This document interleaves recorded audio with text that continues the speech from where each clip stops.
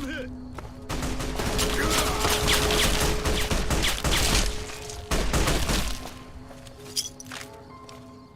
Now you will serve as an example to all who dare oppose Caesar's legion. Defend yourself! Die, coward! You have defied Caesar for the last time. Your life ends now. Execution!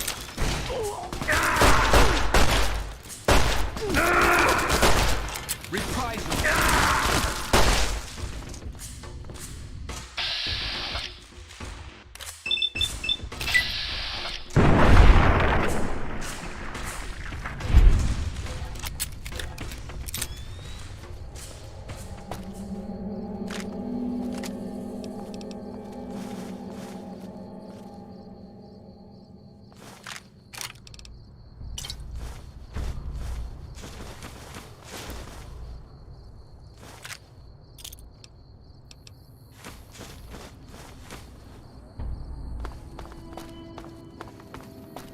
Yeah.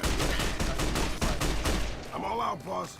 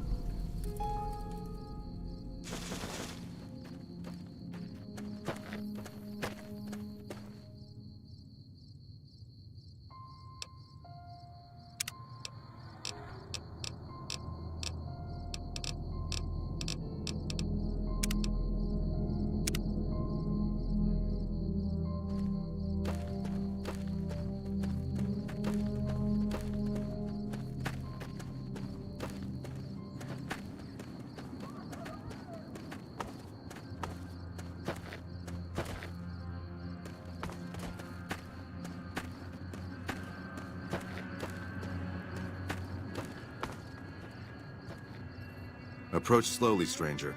If you have no business with me, then go. Then I am sworn to report. I've been dividing my time between the camps to the north and south of here.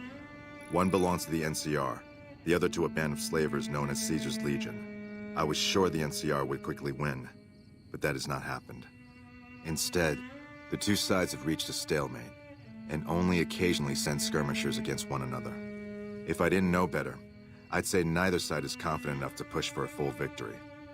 Which seems strange given the NCR's technological edge. In any event, I've recorded my findings in this report. Please deliver it to the Elder. I'm sure he will find the contents most interesting.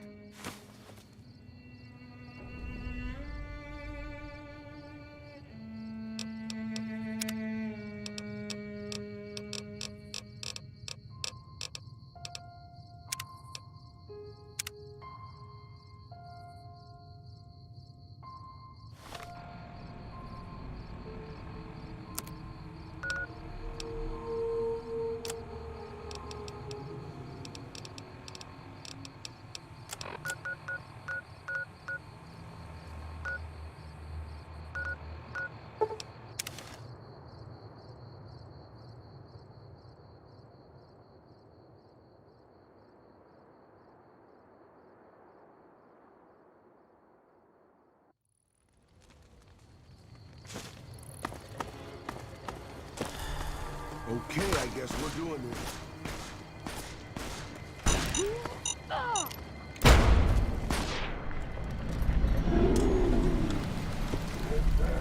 She's still alive. Who would have guessed?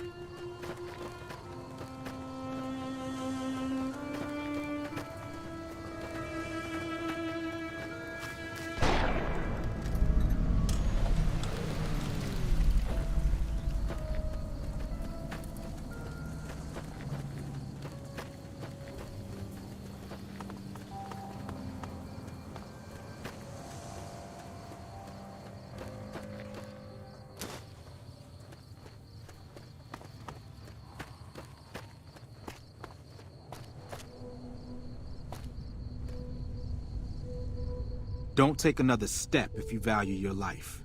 For what purpose do you approach me? Strange that the Elder should send an outsider, but I suppose he has his reasons. My observations have mostly focused on the small town to the south of here. It was cruelly attacked, its inhabitants slain nearly to the last. That such an act could occur so far west is nearly unthinkable. The NCR has forces in all directions, and an outpost scant miles west from here. That they have not responded to this violence shows either an unwillingness or inability to properly defend their borders, which is telling. I've collected such musings in this report. Please take it to the Elder.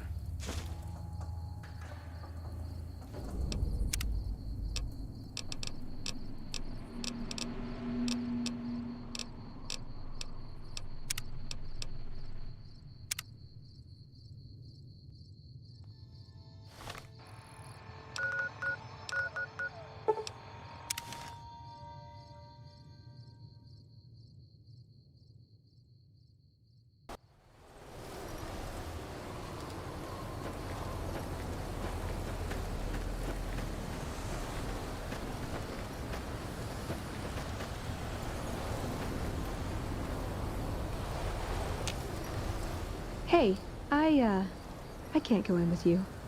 I'll wait here, okay? Don't take too long, all right?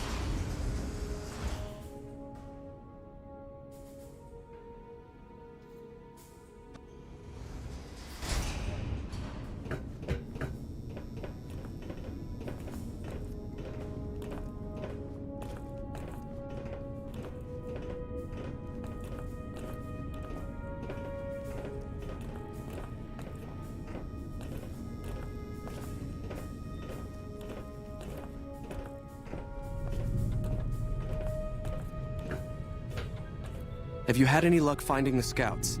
Or did you have something to discuss? Good. Let's take a look.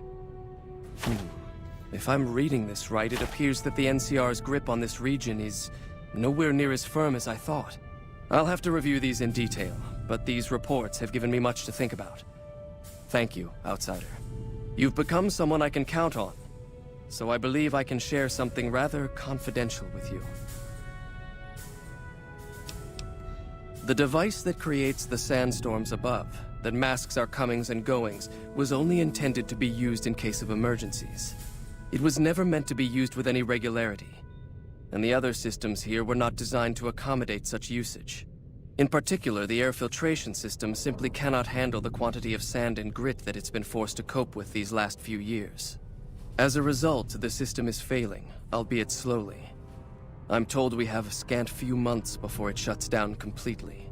Should that happen, it will quickly become impossible to breathe here in the bunker. Already the air quality begins to slightly worsen. I would like you to find the components we need to fix this bunker's air filtration system. I cannot overstate the importance of this task. See Senior Knight Lorenzo for the details. He's the one who brought the matter to my attention, and the only other person who is aware of it. Back again, I see. Have you found all the components we need? Please make all haste in your search. It is imperative that I know the results of his mission.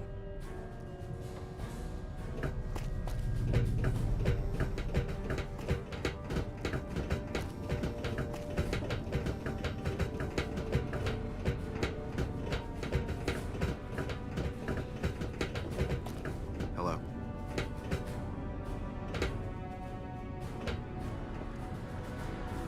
Good to see you again. What can I help you with? So now I'm going to have your death on my conscience too? Great. You think you're the first person the Elders trusted with this? He sent 3 of our patrols out looking for those components, and they're all dead. I was the one who supplied the Elder with the location of possible sites where we could find the components, so their deaths are my fault. And now it's your turn. Well, don't say you weren't warned. I won't take the blame when you die horribly, but I can tell you're getting impatient. The items I'll need to keep the system running are a differential pressure controller, a reverse pulse cleaner, and several HEPA cartridge filters. At present, my best guess for finding the items would be to search any of the old vaults in the area. Those vaults were usually built much like these military bunkers, even using the same contractors in their constructions at times. I'll mark the vault's locations on your map. Best of luck to you. Good to see you. Alive, that is. Have you found all of the components yet? Sure, what about? Bye. Hello.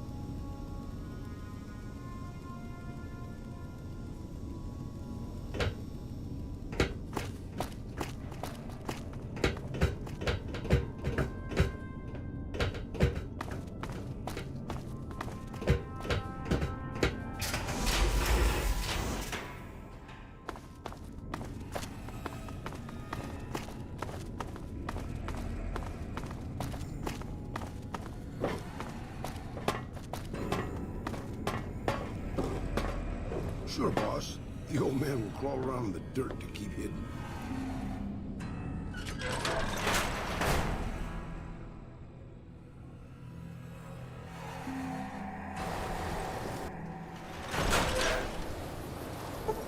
Aw.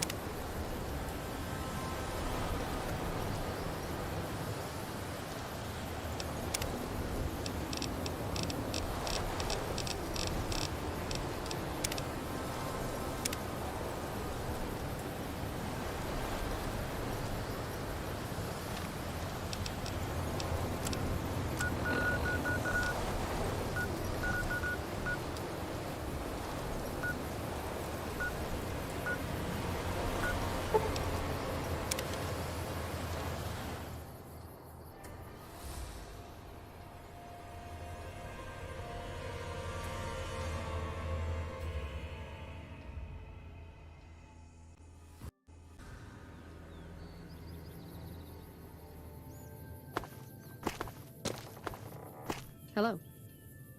Is there something I can do for you? I'm a private in the NCR Army, and I've been proudly serving for 2 years now. Although if you were to ask what I'm doing right this instant, I'm patrolling the farms. It's a safe post, but a little boring.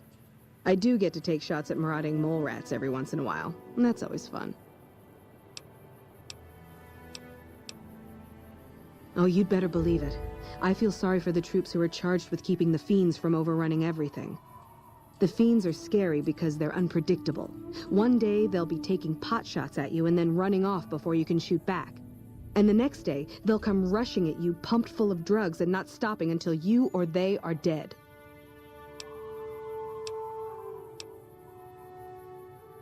Current orders are to hold the line and nothing more. That's all we seem to do these days. Hold the line. I guess it's a tricky situation since there's a vault in fiend territory. If the NCR went after them, they'd just hole up. It's NCR-owned farmland. It produces a lot of the crops that supply McCarran and the dam. The farmers are all civilians, though. They work the farms, and in return, they get a safe place to stay and clean food and water. Some of them aren't all that grateful, though. I shouldn't have brought it up. It's not my place to spread gossip. All right. Some of the farmers, especially Trent Boscom, claim the NCR isn't giving them the water they need to meet their crop quotas. Personally, I think they're just incompetent and making excuses. The NCR ought to send them all crying back to California.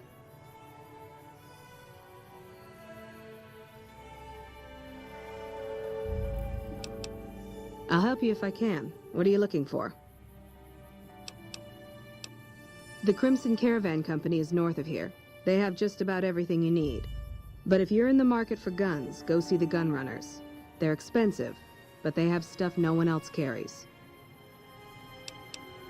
Well, I know Major Daughtry is offering bounties on some of the fiends. That's the gang that controls the southeast part of the city. You can find the Major at the camp just outside of the old airport. There's a medic at Camp McCarran, but I've also heard there's a civilian doctor in the northeast part of New Vegas. I don't know for sure. Bye.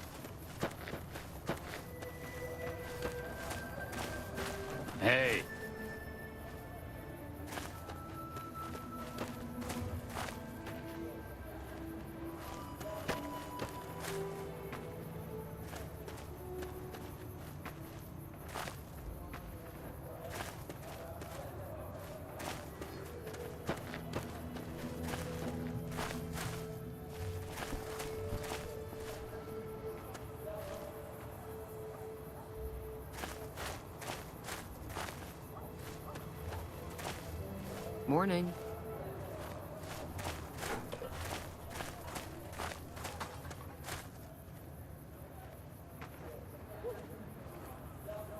Morning.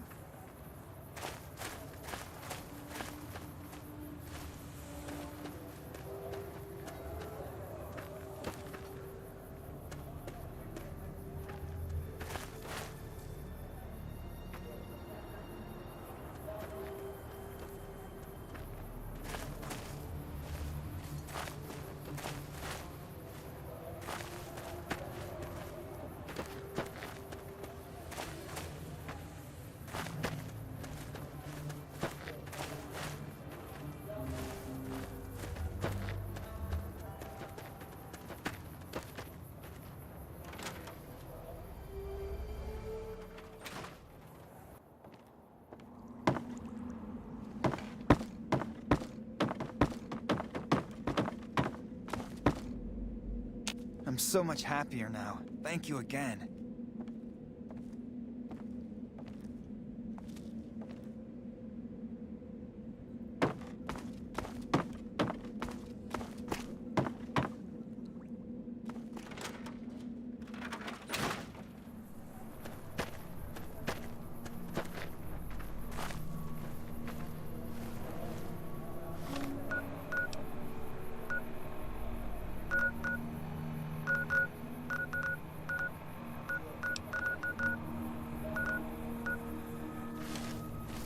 Morning.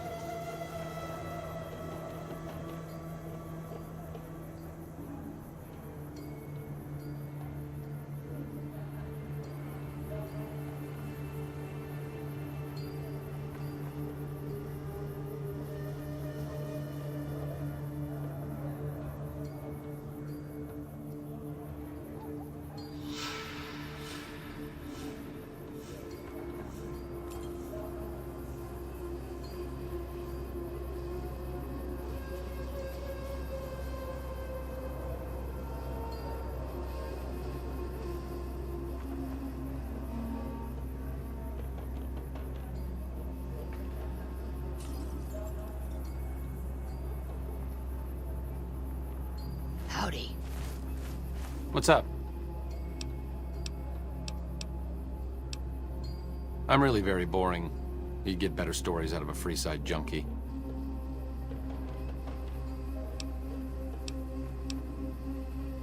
Oh, all right. I'm 30-ish. Well, late 30s. I was born west of here. I was an only child and spent most of my time with my mother. My father died when I was young and I never got over it. Oh, and I like medicine and reading books about failed pre-war socioeconomic policies. Right now, I'm sure you're asking yourself, why hasn't some lucky man scooped this bachelor off his feet? Like I said, I'm boring. Some people do. I just don't. Look, I appreciate that you're trying to be friendly, but I'd just rather not discuss it. It could be better. If we can find a way to work toward the independence of New Vegas, that would be ideal. But really, as long as you don't help out the Legion, anything's better than that. You have quite the menagerie at your disposal. If you can get the posse down to small gang size, I'll happily go with you. Hey. Hey. The Great Khan's moved out. One less mob of degenerates to worry about, if you ask me.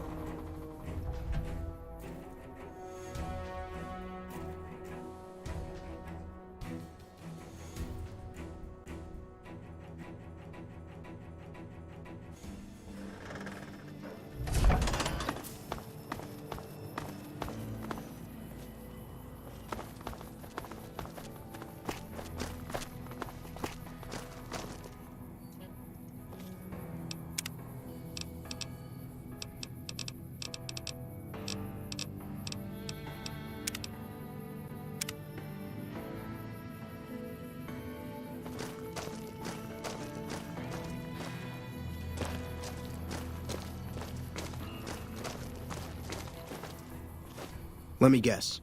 You got work for me, right? Well, you're too late. I just quit the bounty trade.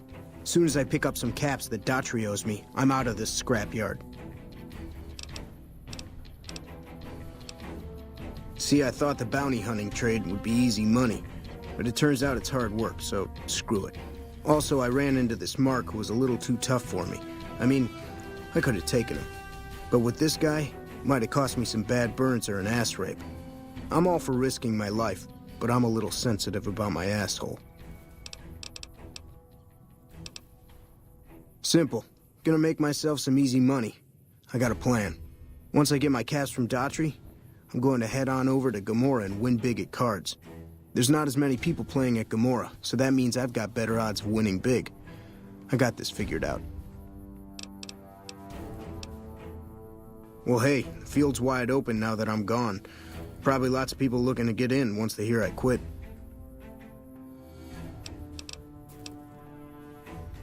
Oh, shit, I don't know. Gotta be at least a month. Longer than I last in most jobs. Oh, yeah, a lot.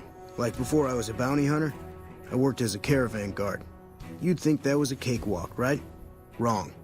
Crazy bastards expected me to wake up at dawn. Forget it. It's about 2 hours after this guy hits the sack. And I need at least 10, 12 hours of sleep to do my job. Price of excellence. Because I killed a couple of marks for him, that's why. You ever hear of Jackson? Or Night Terror? Damn right they were. They were good, too. Till I popped a couple shells in their assholes. Bam. Dead. Finished. Over. See, somebody gives me a job, I do it. Maybe I complain a little here and there, but my shit gets done. Well, shit. Feel free to stick a knife in the old ego. Thought I made a name for myself around here. Guess that's as good a reason as any to quit this stinking trade. No glory. No easy money, no women, and no glory. Shit. I'd settle just for the women. Hey, yeah. Next time you see me, maybe I'll be rolling in a shitload of caps, right?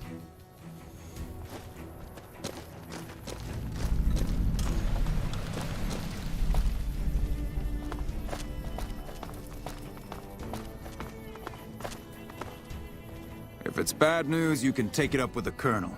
If it's good news, it better involve some dead fiends. Damn right I am. And I'm paying bounties. I've got 3 fiends I want dead, and I don't give a goddamn how it gets done. That sound like something that interests you? First one calls herself Violet. God knows why. The name is the prettiest thing about her. Spends most of her time with a pack of vicious dogs. Then there's Driver Nephi. He's fast and he's brutal. Killed about a dozen of my men with a goddamn driver iron. Hence his name. And finally, Cook. Rapist, pyromaniac, and damn good chef if you believe the fiends we've captured. Probably the craziest of the lot. I'm not gonna feed you any bullshit. These aren't your common Vegas trash. They've all killed good NCR men, and plenty of mercs too. You go after them, any of them, you're in for a hell of a fight. So, which one is it gonna be? Violet it is. Wish I could give you more advice on how to bring her down, but we know less about her than the other 2. Just watch out for the dogs. She raises them herself. Might as well be their mother. They never leave her side. Good question. Fiend territory is southeast of here, but they range all over the area. None of them stays in any one place for long. One more thing. If you want the full reward, you need to bring me a recognizable head. My superiors need proof they're gone.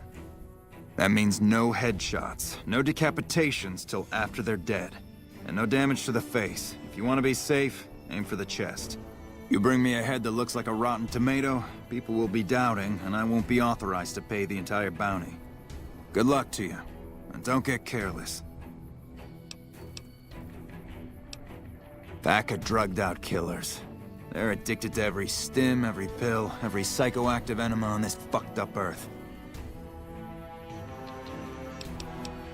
Right.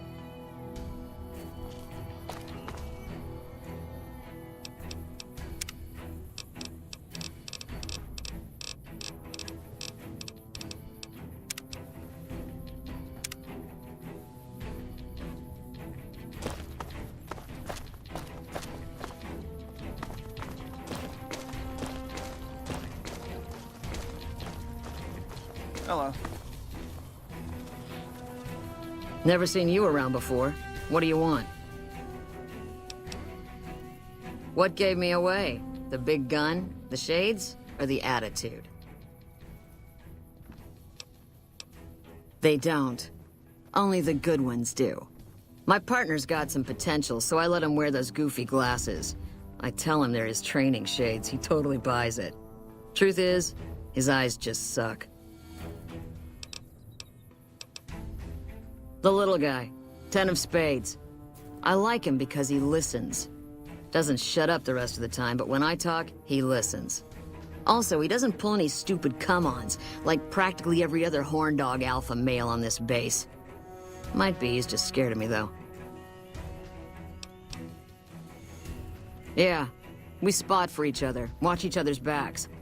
Usually works pretty well, unless you get paired up with an asshole. Thing is, there's a lot of assholes in the army. I keep hoping they'll pair me up with some hot blonde like you see on those old pinups. Shit, I don't even care if she can shoot straight. Can't have everything. Not unless you count the fiends as serious. Gorobets keeps us inside the fence most of the time. Doesn't matter to me. I just shoot bad guys. Sooner or later, they'll move us out to the dam, though. That's when the shit gets nasty. Legion fights to win, and they're smart. Hell of a lot smarter than these crazy fiends. But I don't feel bad about shooting Legion boys. Fiends, on the other hand, sometimes I get pangs of conscience. Not often, but sometimes. Some cute little junkie bitch, so fucked up she doesn't even know that she's the bad guy. And I've got a headshot her. Makes me think. Might just be sex, though. I see some cute little number and I'd rather get in her pants. So maybe I'm a stone-cold bitch after all. Yeah. Try not to get killed. Hey. I'm Lieutenant Gorobets, 1st Recon. If you're looking to collect a bounty, you should talk to Major Daughtry. If they've proven hard to kill, yes. Whatever it takes to get the job done, even if it means hiring help from outside the military. We're the finest sniper outfit in the whole NCR. If you need a bullet put into a target's eye from 800 yards away, you call us. Some of my team aren't without their share of scars, though, like Betsy and Sterling. Corporal Sterling was an NCR Ranger until he was captured by the Legion. They tortured him pretty badly. He wasn't able to be a Ranger after that, but his eyes are still sharp, so I had him transferred to 1st Recon.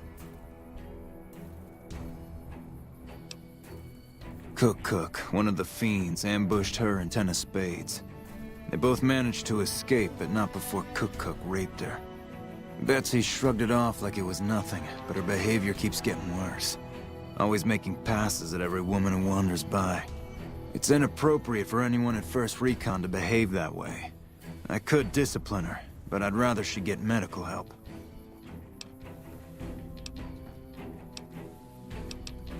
We're the finest sniper outfit in the whole...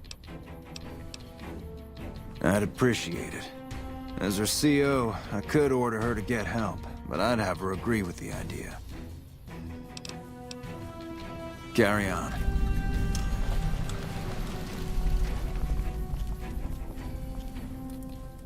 Hey, my man. 10 of spades. 1st Recon sharpshooter. At your service.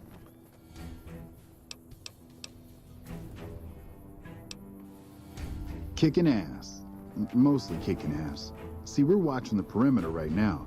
Looking for those fiends to come back. When they show their faces, that's when we go to work. One shot, one kill. That's the 1st Recon way. The LT, Gorobets gave it to me.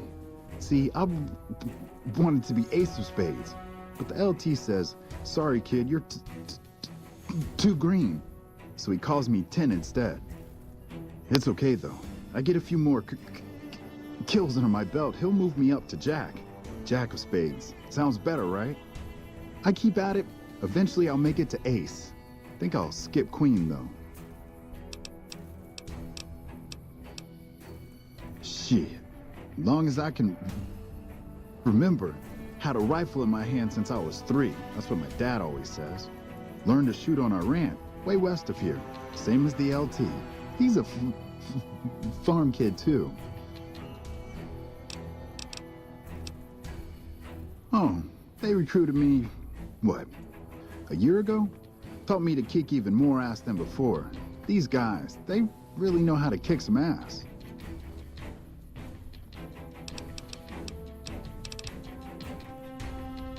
Oh yeah, fine. Just a little stutter. Had it since I was a kid. Doesn't stop me from kicking ass. Damn right. The LT told you about that? Shit, man. That's shit.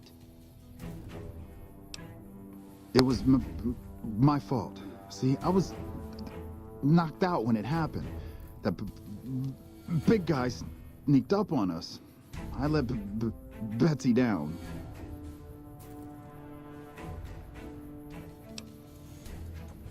Shit, you sound like the LT. I should have woken up. I shouldn't have gotten knocked out in the first place. That shit was my fault. I don't want to talk about it anymore, all right? She's my goddamn partner. See, we work in pairs. We spot for each other, watch each other's backs. Nobody wanted to work with me. They said I was too green, but Betsy volunteered. Shit, you don't even know how big a deal that is. She trusts her life to the newbie, and I sit here and let her get raped by that piece of shit. Yeah, the LT shouldn't have brought that shit up. Not with civvies, anyway. Ain't right.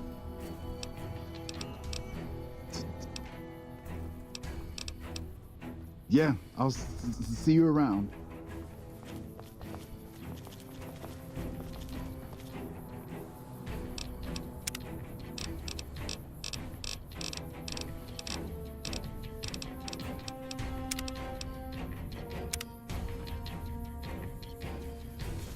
I'm Bitter Root, first recon. You got a reason to talk to me?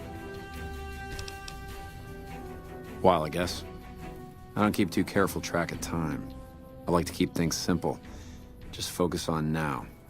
That's why they made me a sniper. You let your mind wander back a ways and you lose sight of what's in front of your eyes. Good way to miss a mark.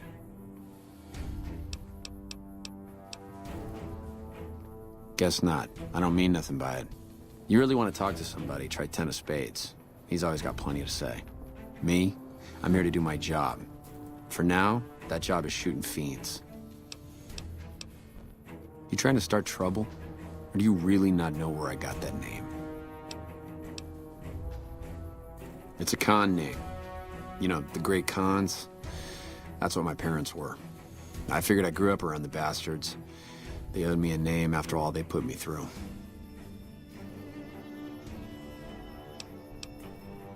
They're scum.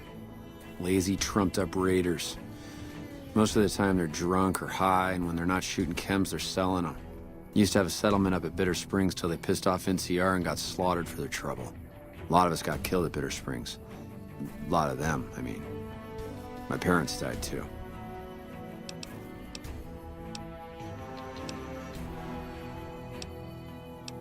All right, goodbye.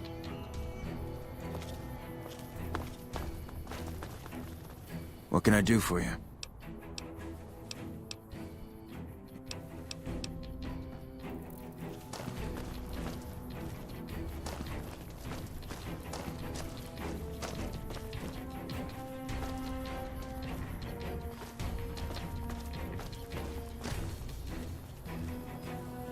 We won't go quietly. The Legion can count on that. Hey.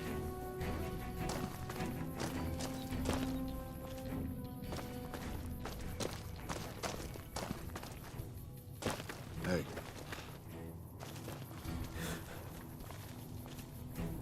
Howdy. Name's Sterling, first recon. Can't say I've seen you before. I'd remember if I had. Got a good memory for faces, landmarks and such too. Comes with practice, that's all, and a lot of scouting from place to place. Going on 6 months now, but I reckon we'll be moving out soon enough. Can't talk about the details. Till then, we'll man the towers and keep an eye on the fiends. We've had more than our share of trouble from their direction. Whole thing smells of Caesar to me. Of course, that's just guesswork. But I'd still bet a few caps he's stirring up the locals against us. Used to be a ranger.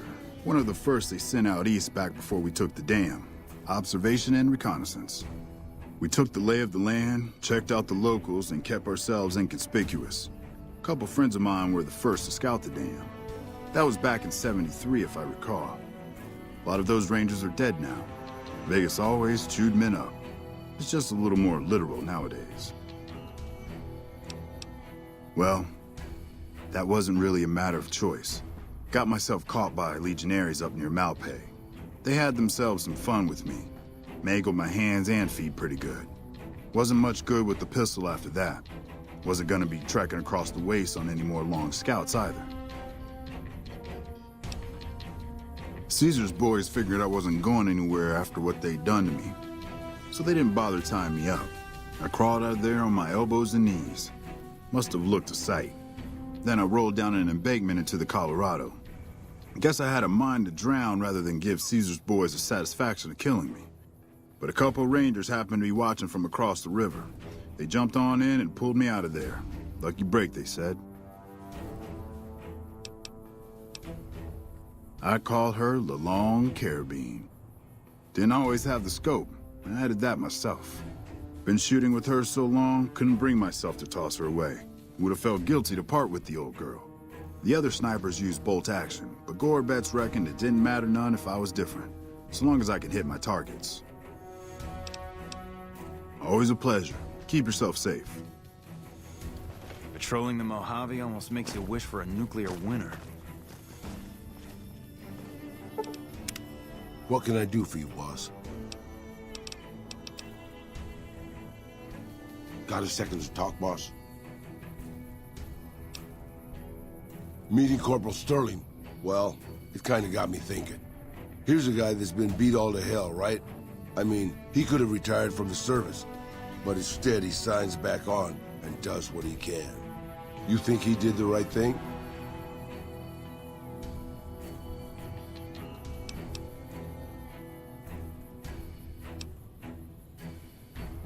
You think so, boss? Because I remember a time when a lot of people stuck to their duty no matter what. It ended with nuclear bombs falling on my hometown. After the fire, I knew my sister and I couldn't stay at Hidalgo Ranch anymore. The refugees still wanted me dead. They even put a bounty on me. I remember how scared Rafaela was. I told her if she came with me, we'd see the vaqueros. She used to love the rodeo, especially the trick rider. We figured maybe we could find help in Mexico City. We were young. We didn't know what had happened, really. We didn't understand about the bombs. I don't think it was as hard hit as DC or Bakersfield, but it was bad enough. By the time we got there, the city was a radioactive ruin. Still, the city was full of looters, already forming into the beginnings of raider tribes. Crime was bad before the war, but now it was a nightmare. We were living like scavengers, scraping by on what little food we could find, always looking for medicine for my burns. And then, of course, the radiation started to kick in, turning me into this handsome devil you see before you. You're a poet of understatement, boss. But there were moments it was almost worth it. I still remember finding that novelty costume shop. I was just looking around for something I could slice up to wrap my burns when I saw the vaquero outfit hanging on the rack like it hadn't been touched. I took it, not like anybody else needed it, you know, and wore it back to our camp. Rafaela laughed, for the first time since the bombs had fallen. It was. I started to build up a legend. Sometimes it headed off trouble, but most of the times it just started more. Young punks looking to prove themselves would come looking for me, but my eyes were sharp and my guns were quick. For a while, it seemed like we might even survive there, until Rafaela. She went out to find some food one day. I was sick, so I stayed at our camp. I guess it must have been the beginning of radiation poisoning. Anyway, it was supposed to be safe, but some raiders happened to pass through where she was scavenging. I won't speak of what they did to her. When I found her body, the only way to recognize her was this funny little scar on her knee from when she was a little girl. Terrible doesn't begin to cover it, boss. I let my whole family down. First the ranch, now Rafaela. I was the last Tejada. I guess maybe I went a little crazy then. I took my guns and went back to that market. I didn't have many bullets, but I had enough. After the raiders were dead, I salvaged what I could from the store. I was tired. I just wanted to be alone forever.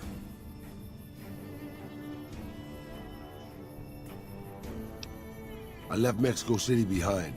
I made my way out to the Gulf Coast. Eventually, I found an old Petro Chico refinery nobody had claimed.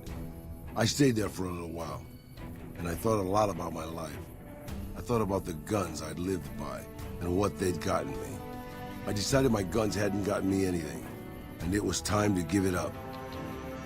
I took off the old vaquero outfit and put on a Petro Chico jumpsuit. The name tag said Miguel, so I started using the name myself. Eventually, I made it to Arizona. That's another story, boss.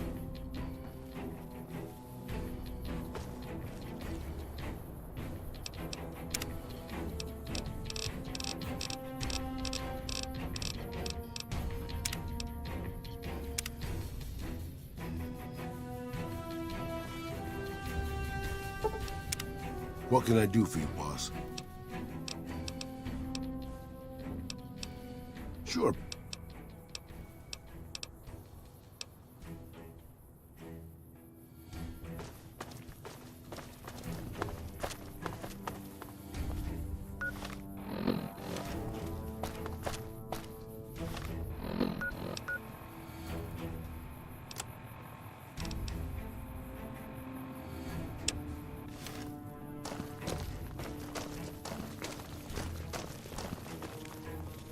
Yeah?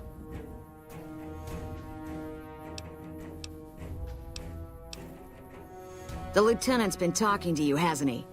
Look, I don't need a head doctor. I'm first recon, damn it. You don't see the others crying about every little bruise and scrape, do you?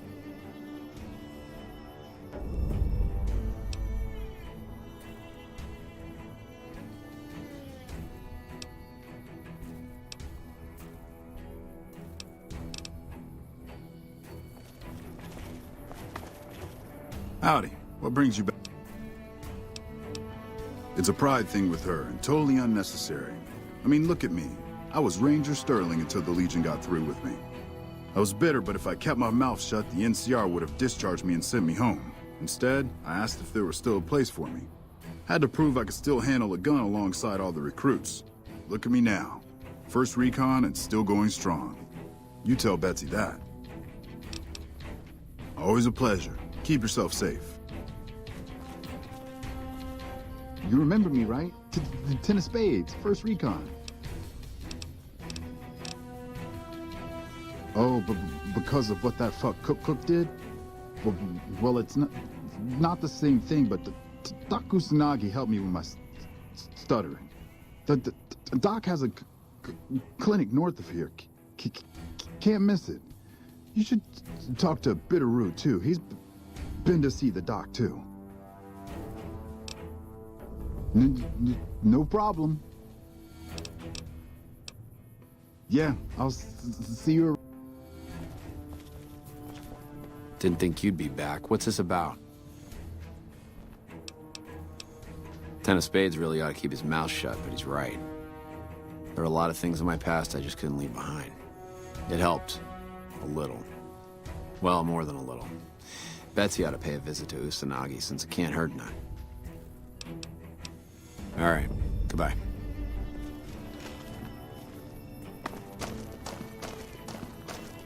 Yeah?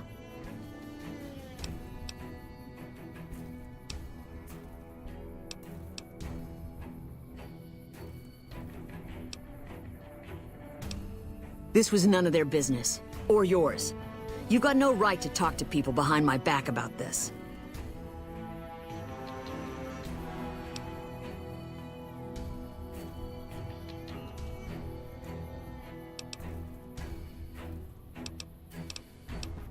I always wondered about that.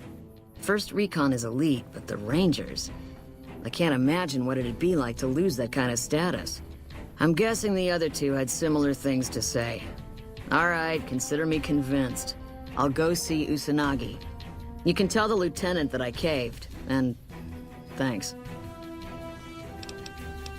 Yeah, try not to get killed.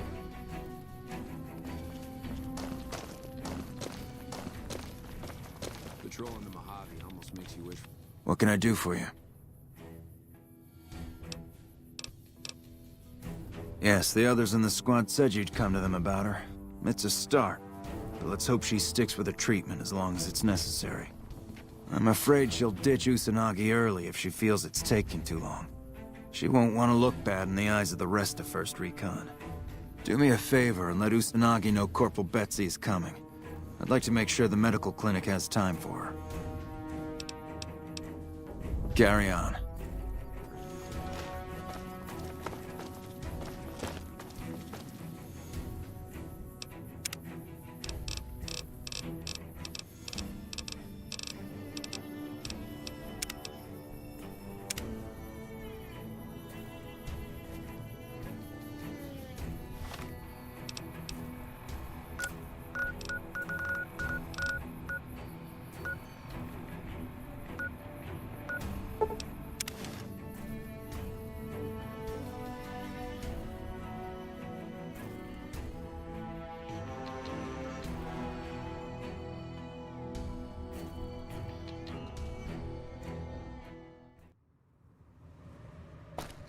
Those cons got the hint. We've shown everyone that these are our new territories.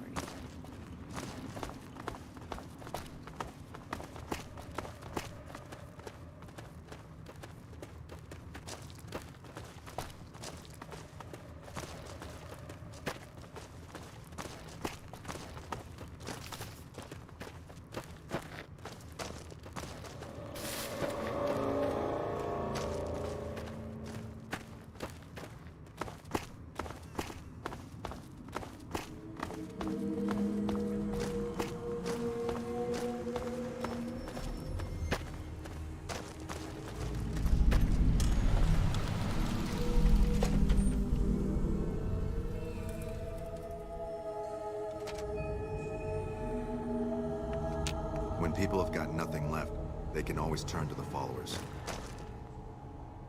I'm just security, not a doctor. Welcome to the New Vegas Medical Clinic. I'm a fully qualified physician and can fix whatever is wrong with you for a reasonable fee. If you've got the caps, I've also got several implants available to enhance your physical attributes.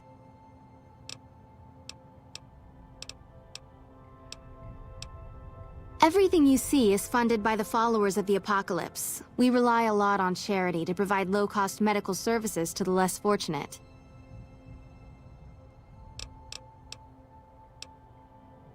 Yes, the Mormon Fort in Freeside. It's hard to miss.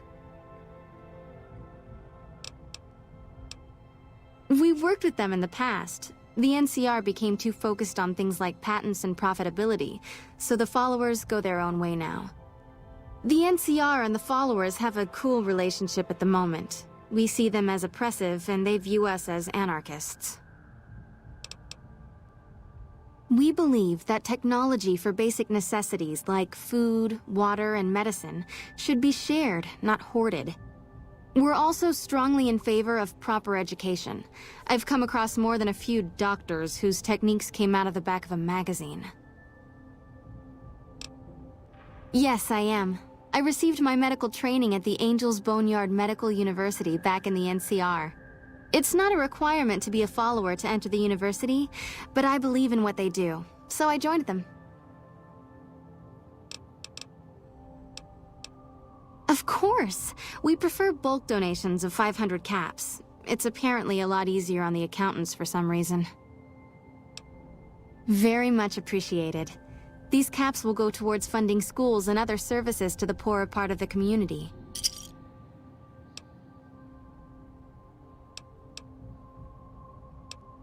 All right. I have several basic implants available that can enhance your physical abilities, make you faster, smarter, stronger, that sort of thing. I've also got two much more expensive implants. One's a subdermal implant that will make you more resistant to damage. The other implant induces a mild regenerative effect. Your wounds will practically heal before your eyes.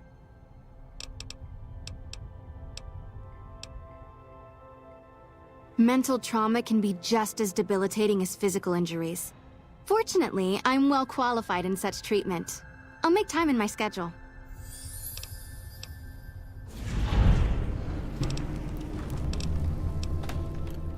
Take care.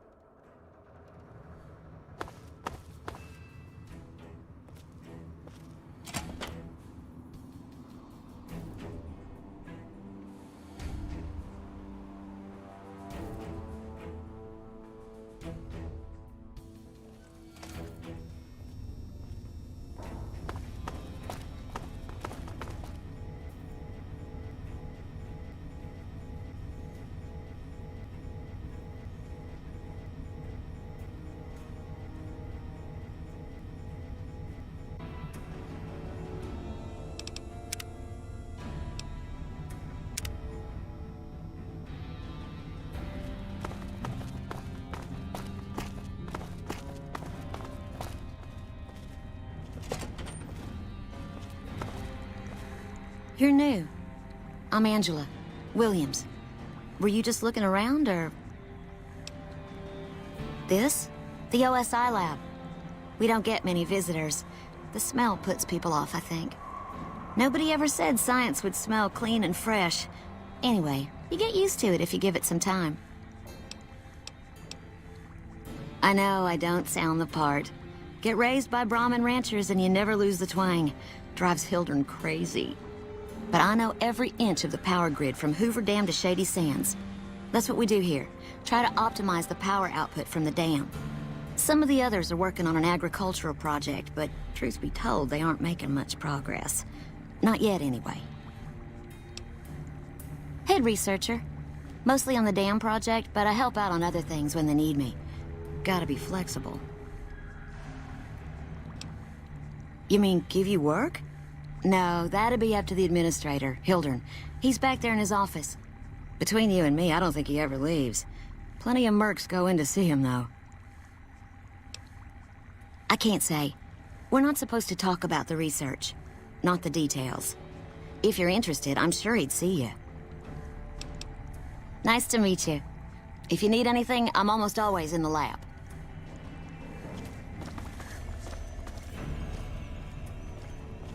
A pleasure to meet you. I'm Dr. Thomas Hildern, Director of Operations, OSI East. I presume you're here about Vault 22?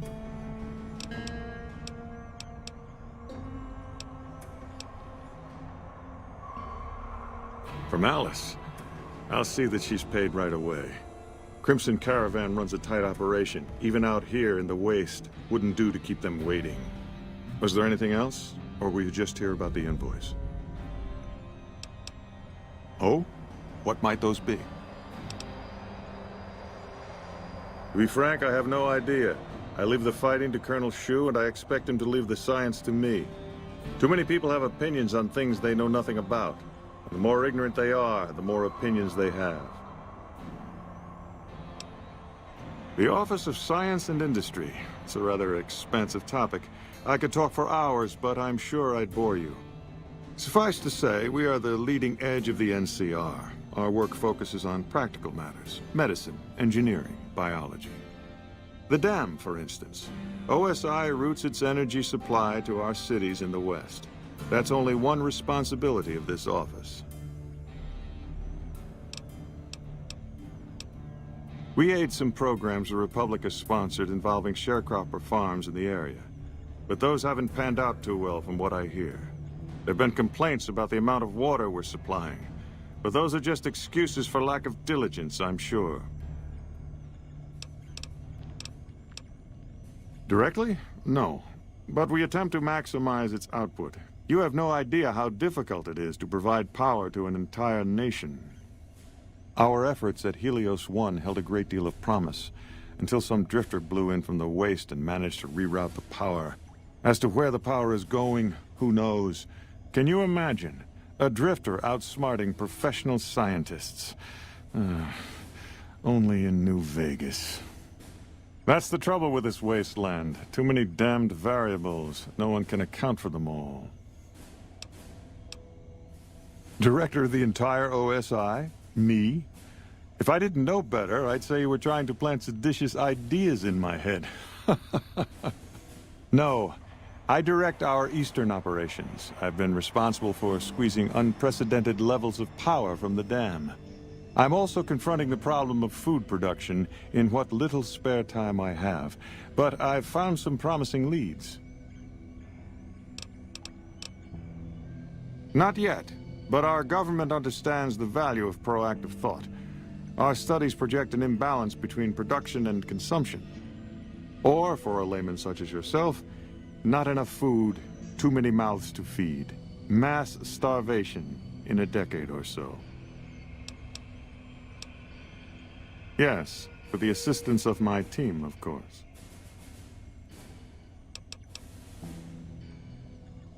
Yes, goodbye.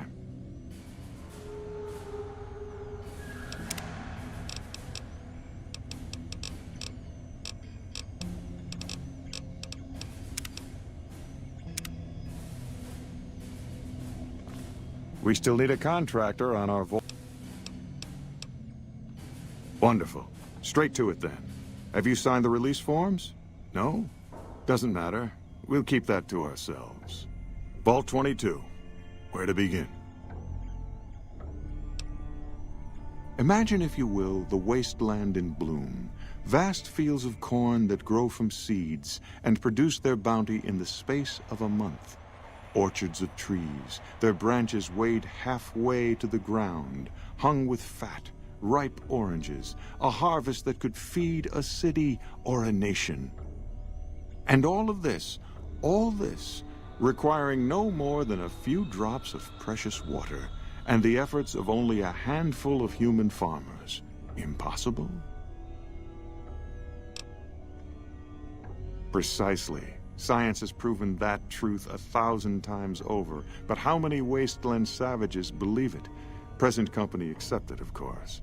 The bounty I described to you is no idle fantasy. It exists in primitive form only a few miles from where we stand. We need only reach out and unlock its secret. For that, the OSI needs you.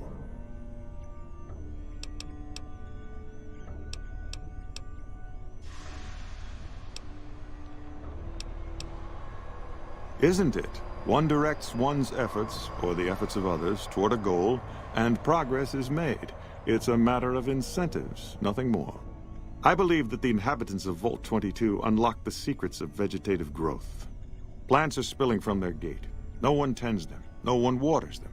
Yet they multiply and spread in all directions. Find the reason for this miraculous growth, and I promise you the OSI will see that you are generously compensated. Good. No need to check in with the NCR authorities. I can authorize your payment from OSI accounts. Vaults typically contain a server room on a lower level, where they would have backed up their research data. A computer room, you understand? Download all the information on the central server to your Pip-Boy, and you'll be certain to bring me any notes or samples that you find, won't you? I thought it was a fairly straightforward assignment. It's a simple question of retrieving the data, which shouldn't prove overly challenging. Downloading the data will be handled by your Pip-Boy. You might think of yourself as a mere means of conveyance. No insult intended, of course.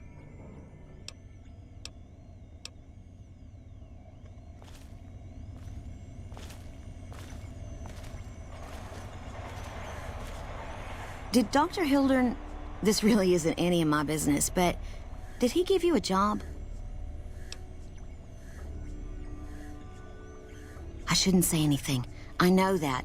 But you're not the first person Hildern sent out to the vault. There were a lot of mercs, one after another. None of them came back. Then about a week ago, there was a scientist, Keeley. She's unusual.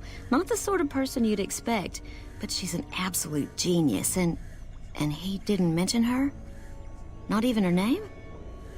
Or any of the other mercs?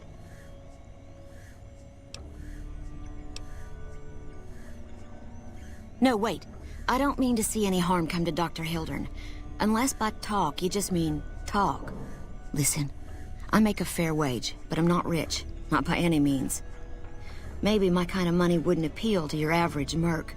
But I'm willing to pay you if you'll find Keeley and make sure she's safe. Isn't right leaving her out there. No idea if she's alive or dead. I had a good feeling about you. Moment you walked in. I mean it. Of course. Anything. My father used to say good things about them, but that was years ago. Back when they teach farmers and ranchers about crop rotation and the like. Nowadays, they've changed.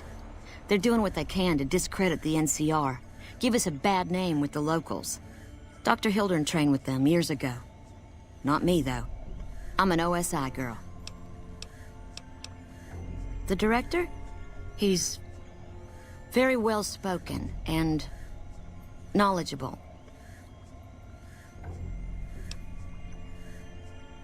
He's not what you'd call warm, unless he wants something from you. And even then, it's kind of a cold warm. Most of the time, I focus on the science and try to forget him. He doesn't get mixed up in any actual work, though he tells people that he does. He sure does. Everyone knows it. I've just got to endure this job until the project is finished. But abandoning Keeley, he crossed a line. Taking credit for other people's work is one thing. Sending people to die in the waste is another. If Hildern tries to recruit any more mercs, I'm gonna warn them. What can he do to me? I'm the only one who can run this lab. Head researcher. Mostly on the dam project, but I help out on other things when they need me. Gotta be flexible. Keeley's brilliant, an absolute genius. She plays at being mean, but it's all a front. When you've lived as long as she has, you get defensive around new people. Who wants to make a friend when you know you'll outlive them? Like a Brahmin and a Deathclaw, though I'm not sure which would be which. Bad analogy, maybe. They're both Deathclaws in their way. Keeley hates Hildern. She says he's more politician than scientist, and gets in the way of true discovery. And Hildern hates Keeley because... well, because every time they meet, she makes him look like an ass. In front of important people, usually. I couldn't get her to say, but she talked about the war. The Great War, when the bombs fell, like she'd been there. So, I'm guessing pretty old. 200 years? Maybe more. Right. Stay safe.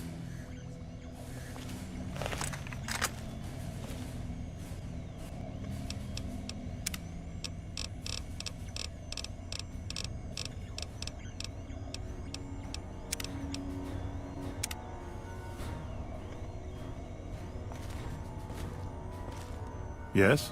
Something else you needed? I never said you were. You've been speaking to Williams, haven't you?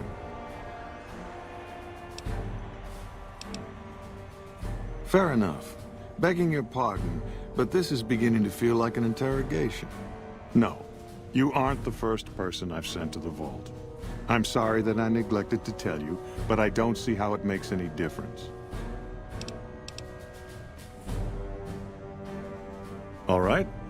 I'll admit that it's been difficult to find anyone willing to enter the vault. And I'd rather get the data sooner than later. You have a deal. I'll double your reward if you bring me the data. But this is as high as my budget will allow. Now, I know your time is valuable, so I won't waste any more of it. Feel free to show yourself out. Yes? Something else? Yes? Something else you need? Yes? Something else you need? Williams is an admirable researcher. If she wasn't, I'd have terminated her contract, and she'd be begging for work from my former employers. No. The OSI hasn't been around for very long. I received my training elsewhere. Before the bombs, I might have studied at any number of colleges, universities. They gave a man a chance to advance himself, or so I've heard. But after the bombs, until a few years ago, anyone with half a brain had one choice: the followers of the apocalypse. Didn't matter if you agreed with them or not. You either played along or you were turned away. Knowledge for knowledge's sake, a society of equals. They purport to be intelligent people, and then they spout this old-world dogma. Exactly right. Imagine what the followers could have accomplished if they were properly motivated, if they had a unified purpose. Those of us who founded the OSI, we wanted to put our knowledge to work, and we have to some degree. But the execs at OSI Central, they're still bound to the old ideas, society of equals and all that. There's still too little direction. If I can make real breakthroughs here, show the President what can be done when junior researchers are kept in line, kept focused on task. Who knows? Maybe I'll be sitting in OSI Central in a few years' time, and there'll be no more coddling of free spirits like our friend Williams.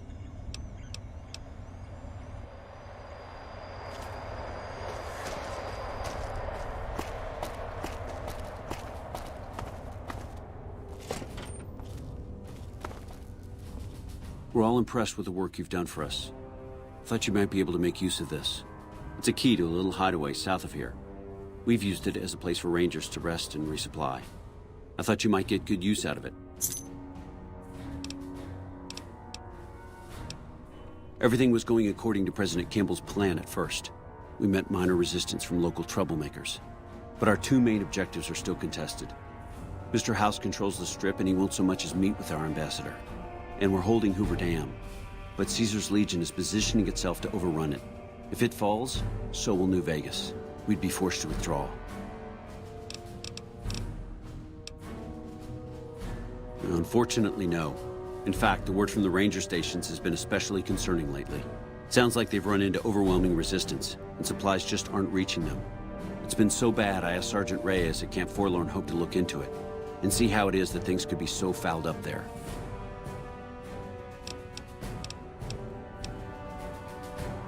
It's our main base. We took it because it lets us keep an eye on the Strip, and it had already been fortified before the Great War. From here, we handle most of the logistics for our operations in Nevada. Troop allocation, supply distribution, intel. Usually General Oliver runs the show here, but he's on his way to the dam now, so I've taken on a lot of his duties here. Could be better, I'll say that much. We set up here with our sights set on annexing New Vegas. That's a lot of resources that could do a lot of good for us. But that hasn't happened. If anything, they annexed us.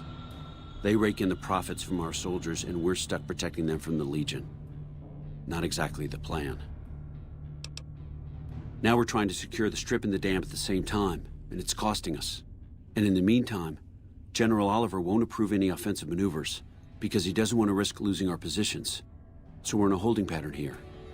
And Caesar's on the other side of the river, planning. There are a lot of things I can't spare troops for right now. If you can help us, we can definitely pay you for your work. You don't cook by any chance, do you? Farber's doing his best, but it's hard to manage an army with half my staff in line for the latrine. Honestly, we're fighting a lot of fires right now. The fiends keep pressing their position from Vault 3.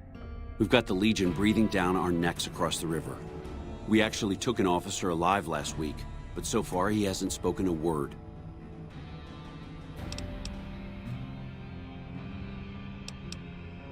Yeah, on top of everything else, I can't send a patrol on a bathroom break without it being ambushed by someone who heard they were coming.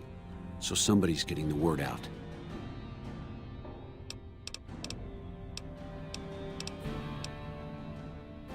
As in chem fiends. Biggest gang of raiders I've ever seen. Nothing like addiction to swell your numbers. Psychotic and completely unpredictable. They set up shop in Vault 3 to the west. Every day they attack our positions and my men repel them. But every day there's more of them and less of us. I sent one of my rangers after their leader to try and destabilize them. He didn't return. Hell of a thing, losing a ranger. You come to depend on them, and they come through for you so often, you forget it can happen. That vault is a hornet's nest. If you have second thoughts, no one would think less of you for it. But if you can get him home, it'd mean a lot. Watch for civilians, too. The fiends have been kidnapping locals. They just walk right into people's homes in the middle of the day and take them. But the man you're looking for is Bryce Anders. Anders was trying to find the leader, Motor Runner. You hear something like a chainsaw? You've found Motor Runner. Put a bullet in his head, and you'll have some new friends around here.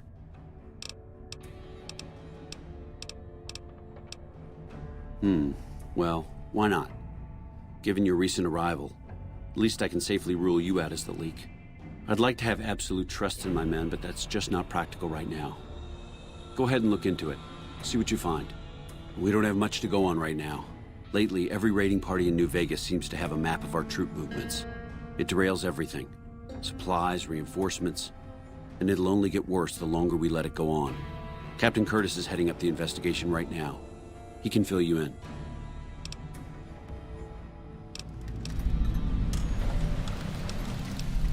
I have Lieutenant Boyd on that already, and she's excellent, but I think she's hit a wall. Talk to her if you like. See if she has any use for you. Her office is right above mine, but I think she might be interrogating right now. So she'd be upstairs on the other side of the building. Calm is what you have to be when people look to you. And it's all you can be when things are out of your hands. I appreciate your concern for Bitter Springs. You've already been quite helpful to the NCR.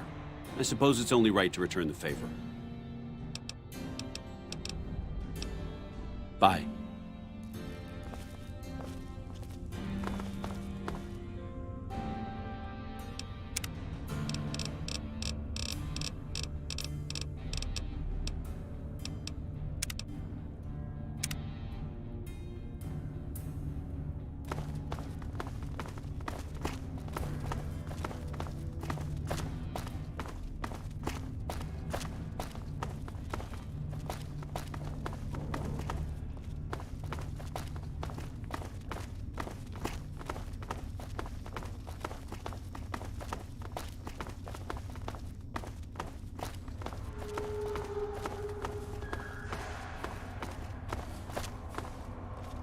Boyd's in there with a prisoner right now.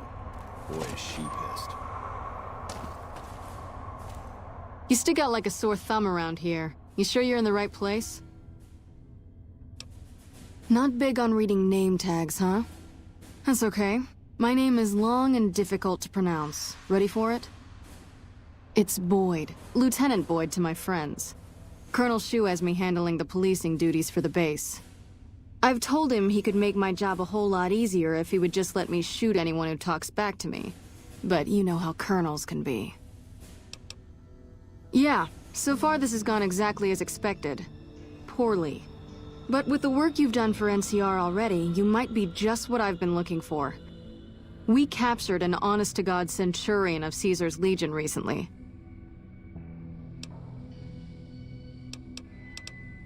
Better believe it. Everybody in Caesar's Legion from Caesar on down will kill themselves before they can be captured. They're so twitchy they'd probably do it if you reached out to hug them. But here's this guy, who's an elite commander in their army, and he just gives himself up, even as his men are slitting their own throats around him. Well, I don't know about you, but to me that sounds like a man who's willing to cooperate. Except he hasn't. Only times he speaks up are to insult you. He's a real prick, by the way. And I'm supposed to get information out of this guy.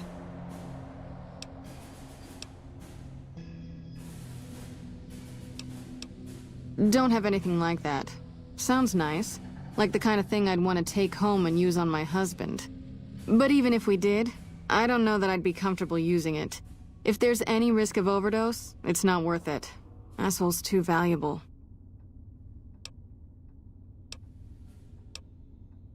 like the way you think. Have I said that yet? Problem is that the NCR frowns on using that sort of tactic. There's some restrictions still in place from President Tandy's administration. But here's my favorite thing about you. You're not in the NCR. Plus, for all this guy knows, you're completely insane.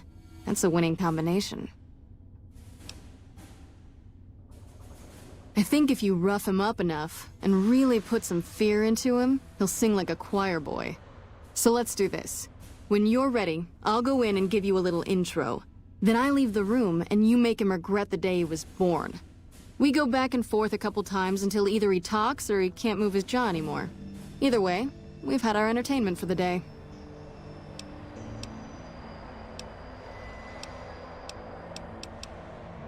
Yep. You're back.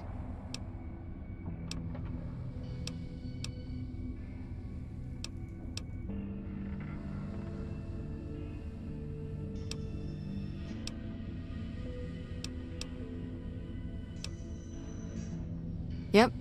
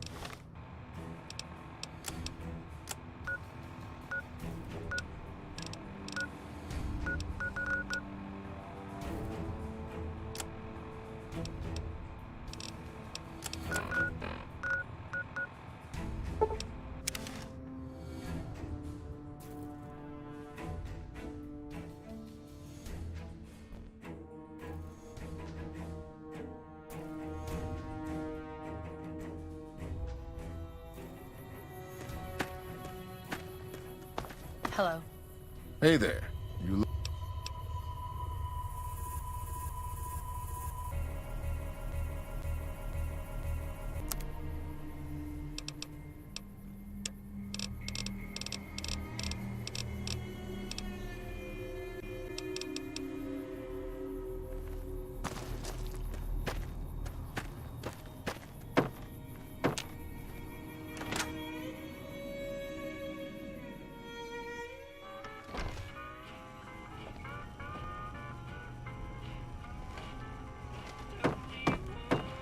Those cons got the hint.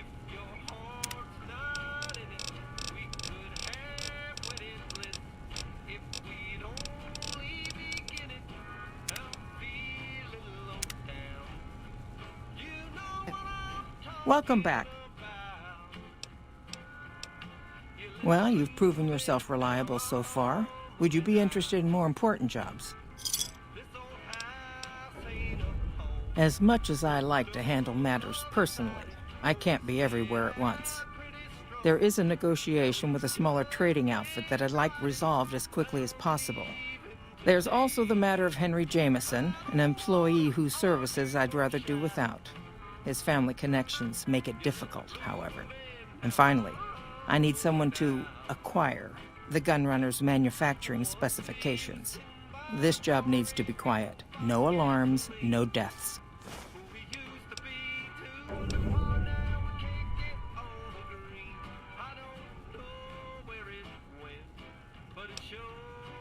The Jamesons are very wealthy ranchers back in Redding, California, and significant investors in the Crimson Caravan Company.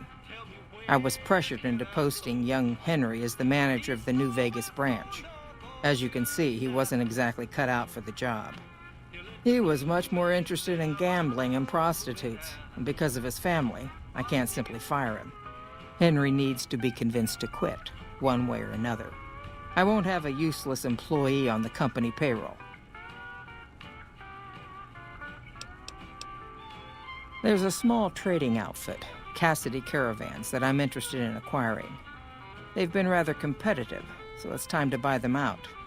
I have it on good authority that the owner, Cass, once out of the caravan business. Cass frequently trades with the NCR, so you'll likely find her at the Mojave outpost.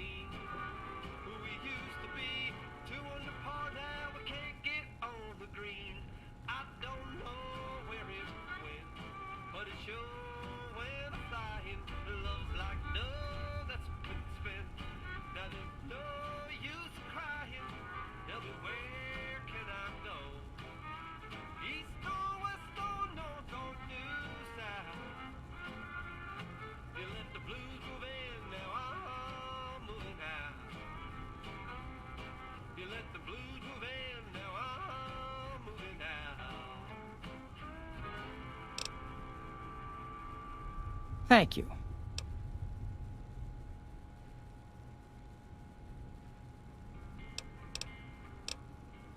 I understand. No hard feelings. But you will, of course, keep our conversation on the matter strictly confidential. It's been a pleasure.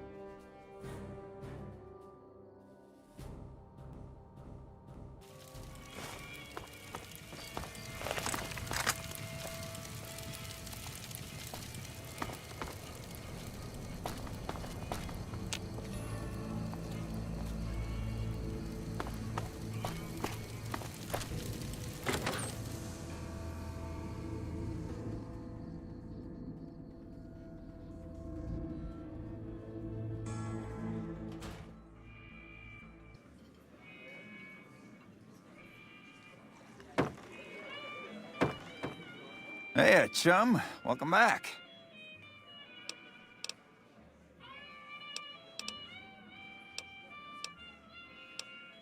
We ain't scraping to get by, if that's what you're asking.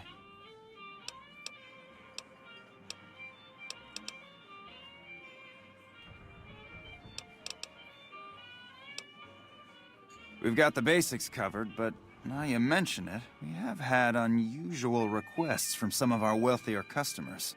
If you can recruit escorts to match these customers' proclivities, I'd be willing to pay you finder's fees. Our wealthiest client has a thing for ghouls and a thing for cowboys. He wants an escort who can satisfy both fetishes. Plenty of customers have said they'd be willing to pay extra for a suave talker, someone who can fake the boyfriend experience real good. And then there's these disgusting robot fetishists you may have heard about. Well, those creeps want a sex bot. If you ever run across a sex bot, not that I'd ever want one within 100 feet of me, but I gotta be a businessman about it.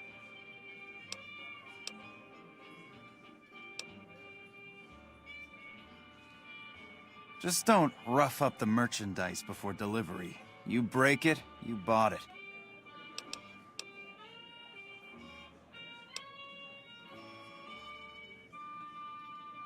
Okay, you got yourself a deal. Find escorts to fill the positions, and I'll pay double. Just direct them to the Wrangler. I'll pay you when they show up.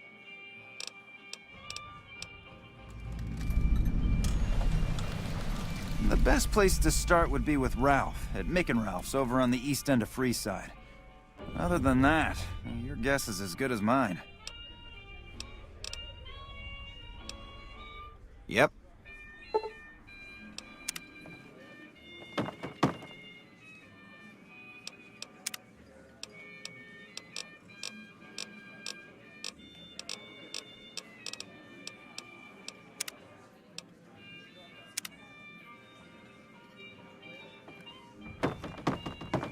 Something you need, kid? Hunting and killing, plain and simple. Bingo! Now, if you're done asking stupid questions, I have more important things to do. You've got a mouth on you, kid. If I weren't busy working for the Garrets, I might give you a few lessons in common courtesy. Get lost. Something you need, kid? Be quick and quiet, and don't get dead. Whoa, baby. Am I looking at a mirror? Or are you just that ugly?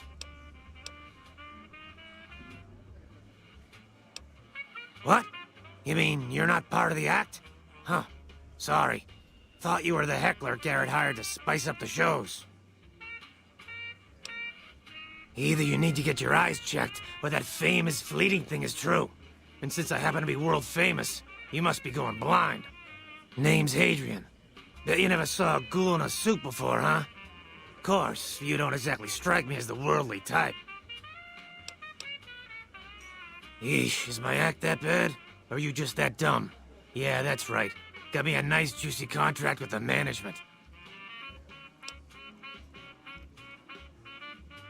Okay, I admit it. I ain't exactly rowing in caps here. But what do you want? I'm under contract. I can't get out. Yeah, go on. Scram.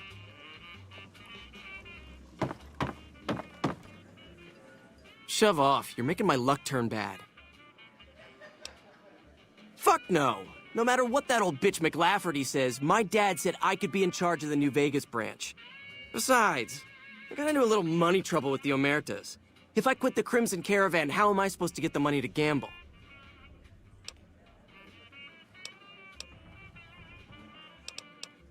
I wanted to be where the action is, so I got my dad to pull some strings and get me a cushy position with the Crimson Caravan.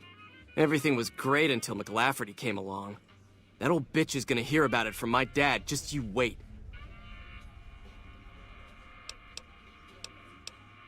One of the families that runs the strip.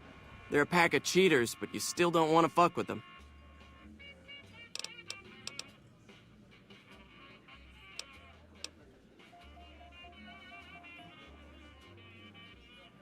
What? No, wait. Look, I just need time. Don't rat me out to them. You want me to quit the Crimson Caravan? Fine, I quit. You can tell McLafferty that she won't see my face again.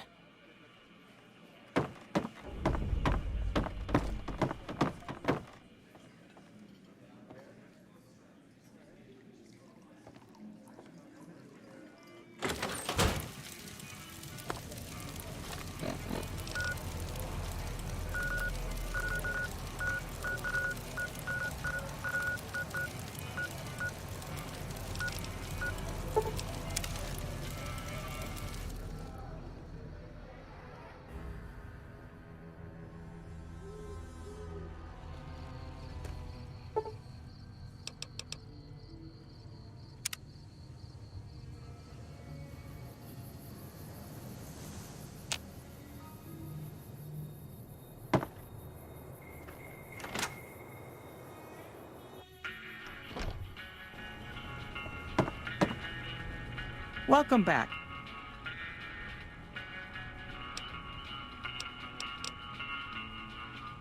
Yes, I understand that he's decided to quit outright and not even ask for compensation. I'm a bit curious what exactly you said to him.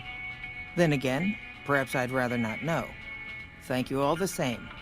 I'm very happy to be rid of that man. It's been a pleasure.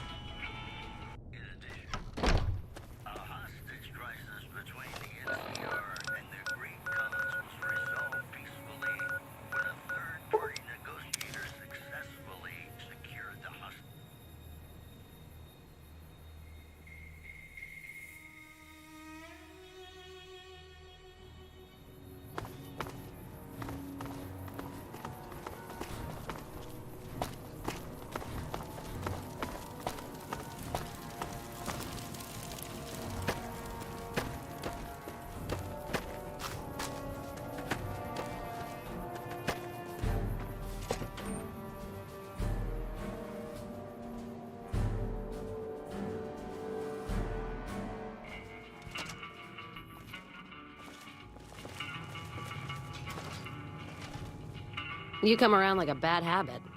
What's on your mind? They want to buy Cassidy caravans? Don't they know it's burned to ash? No. Even times being what they are. Not sure I'm looking to sell. Even for all the whiskey in Reno.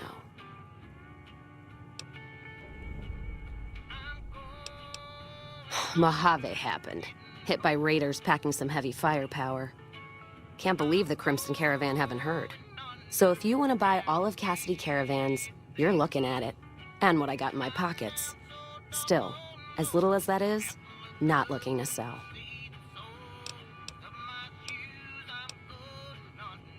If someone came up to you and offered you 1,000 caps for your name, would you take it? Actually, you know what? Fuck it. I don't want to hear your answer anyway. Point is, I made the caravan what it is. It's mine. Alice McLafferty, eh? No, I see the zeros, and I know she's good for them. Still, it's not about the money. Dad'd spin like a twister if he ever heard I sold our name for anything. Look, I know you came all this way, and that takes some drive, especially these days. Just doesn't feel right, trading history for a slip of paper.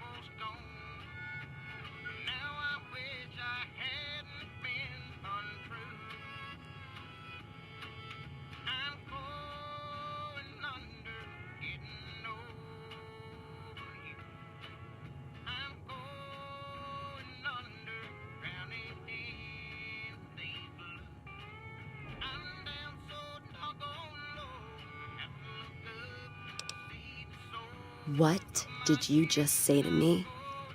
'Cause you sure as hell got my attention now.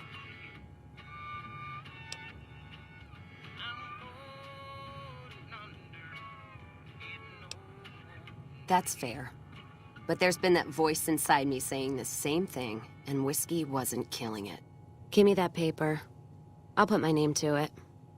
No sense trying to hold the past between your fingers when it's nothing but dirt. All right. There you go. Caravan's yours. Feel kind of relieved, actually. Guess I didn't realize how much I was carrying around with just the name. No idea.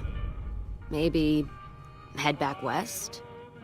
Though the idea of heading back there with my tail between my legs isn't appealing. Go with you? And why the hell would I do that?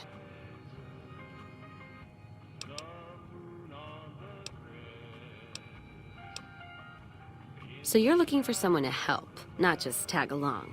Huh. Walking the Mojave with you can't be any worse than here, that's for sure. All right, I'm in.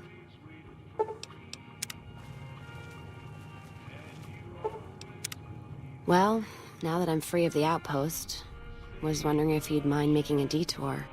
I'd like to pay my respects to the end of Cassidy caravans. Check out the site where they died. Upside of Vegas, here, Tal. Trapped at the Mojave outpost, so I wasn't able to run there when I heard. Been weeks since it was hit, so the site's probably a Cazador nest by now. Got word back on what happened from Rangers. Guess they found enough in the wreckage to identify it. Only wishful thinking on my part, most likely. At the least, I'd like to pay my respects. I got them into this mess. I owe them that much. Thanks. I appreciate it. Some of the caravan might be ash, but we were expecting raiders and over-inquisitive NCR border guards. There might be something left. If I'm there with you, shouldn't be hard to spot. And I'd prefer to see the bodies with my own eyes. Ask them then. Much as anyone else. Cazador trap. You fly in, the city sucks a pint out of you, then you're out on the street. NCR makes a habit of going there and dumping cash. Only the Strip gets fat off it. Couldn't tell you much more than that. Not really one for New Vegas when there's enough dumpwater bars in the Mojave to last me. Ask them then. The Legion. What about them? I don't trade caps or supply anyone who keeps slaves and treats women like Brahmin in those camps of theirs. Look, not meaning to fly off the handle like that. There's some caravans that deal with the Legion, yes. And as much as it pains me to say it, any caravan marked by the Legion is safe as houses. They guard their roads, their supply lines. Even fiends would hesitate before going after any trader dealing with Legion. I am. If NCR took the same stand and committed patrols to the roads, then I'd think that'd solve a lot of their problems right there. But they don't. Caravans get butchered in the Mojave all the time, like mine. And so fucking close to Vegas, you could see it from the wall.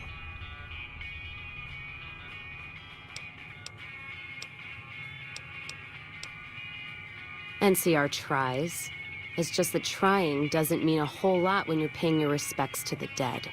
And Legion, from what I've heard, they don't do the stop tolls on the roads or in the outposts like some NCR quartermasters do. You're lucky if you turn a profit sometimes. If some new officer gets assigned a route, the fees just get worse. Much as I hate the Legion, caravan life would be a hell of a lot easier if they ran the roads.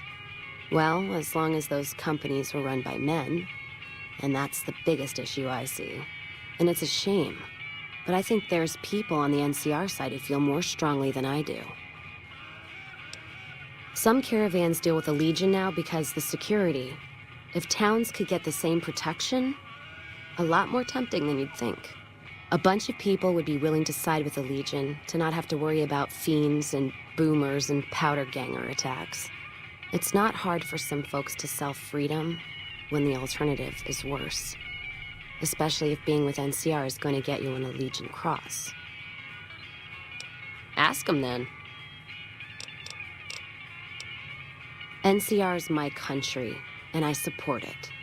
Anyone who says otherwise, I'll feed them my knee. I know which side of the firing line I'm on in the Mojave, just so you know. Yeah, there is. I'm not some blind, flag-saluting, do-as-they-will NCR lover. They're family. But let me tell you what family means. You ever had a brother? Some dumbass younger brother, say, who knocked up the pastor's daughter, can't hold a job, and his home away is a jail cell? That's NCR. Their compass is spinning all the time. They try to put their stake in everything they see. Nobody's dick's that long. Not even Long Dick Johnson, and he had a fucking long dick. Thus the name. So NCR tries to hold on to everything. They can't, because it's too big for them to get their arms around. They can't guard the roads. They can't put a line of troops around the Mojave. It's just greed that makes the heads back west even try. Aside from the people in the towns, it's the soldiers that suffer for it most. Ever seen NCR troops asked to go after gangs at 3-to-1 odds? That bear flag doesn't make them bulletproof. And when those gangs were caused by NCR in the first place, like the powder gangers, Caesar on a crutch. Don't get me started there. Look, don't get me wrong. I wouldn't want the Brotherhood, or the Followers, or the Vegas families running the Mojave. All of them are a different kind of fuck-up. NCR just has some shaping up to do. Maybe Caesar kicking them in the nuts is a nice wake-up call, is all I'm saying. I just wish Caesar would kick the heads of NCR, not the feet. I've fucked a soldier in my time. They don't need to get fucked by their orders. Ask them then. Well, I'm not one for soft living or soft men, let me tell you. Otherwise, I wouldn't be talking to you right now, on both counts.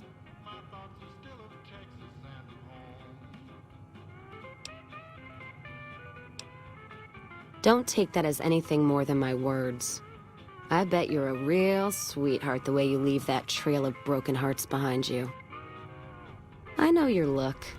You probably say all the right things. So we're clear. Nothing's gonna happen between us. You'd best respect that. My point before is that you know the Mojave, and it's a hard place. The caravan fighting here in the Mojave, it's been downright brutal. The amount of caravan space you reserve for ammo alone. And if it's not raiders, powder gangers, it's NCR tolls. They need to get the money from somewhere, even if it's Vegas-bound. Anyone wise does. Vegas families pay on time, from what I've heard. Even the Emeritus. The White Gloves pay on time, but they're creepy. Deal with anyone else, though. You're taking a big risk.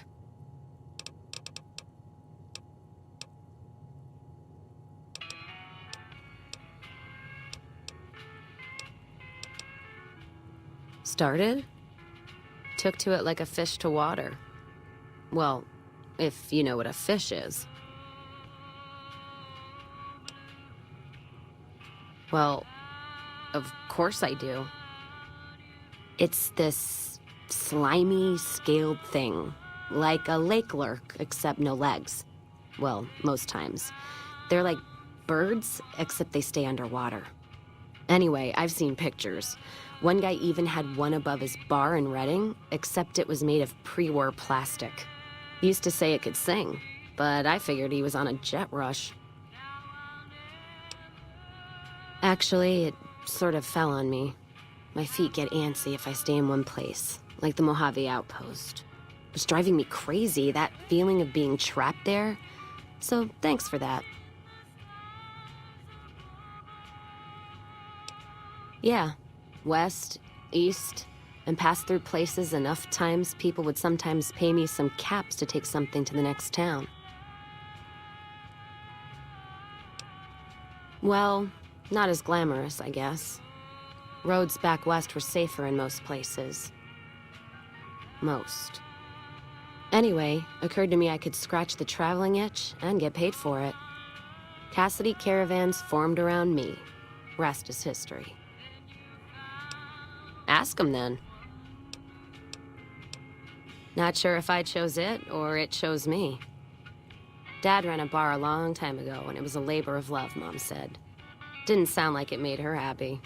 Still, I'm guessing I got some of Dad's love of whiskey in me because the burn suits me fine. Used to call me Whiskey Rose back west, before I punched enough people, so now they say it. But quiet, and when I'm not around. Yeah, on account of my name. And the blossoms on my cheeks when I drink too much. Won most of those fights, too. Can take a hell of a punch and give it right back when I've got a bottle in me. It's all in how you drink it, though. There's a trick to it. When we pass the bottle, I'll show you how it's done. There's usually a bar in every stop along the road. Helps me sleep. Well, not really, but I tell myself that. Sometimes I have to brew it myself if I'm too far from a bar. Not quality, but I'm for anything that takes the edge off the day. Yeah. What else you gonna do with an empty bottle? Wait for it to refill itself? Get me some ingredients out of the Mojave, an empty bottle, a little time, and I'll keep us stocked.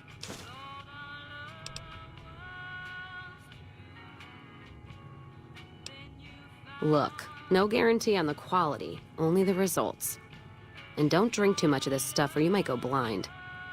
Here you go. Go easy on it until you train yourself to choke back the urge to gag. After a few bottles and the vomiting, it ain't so bad. Ask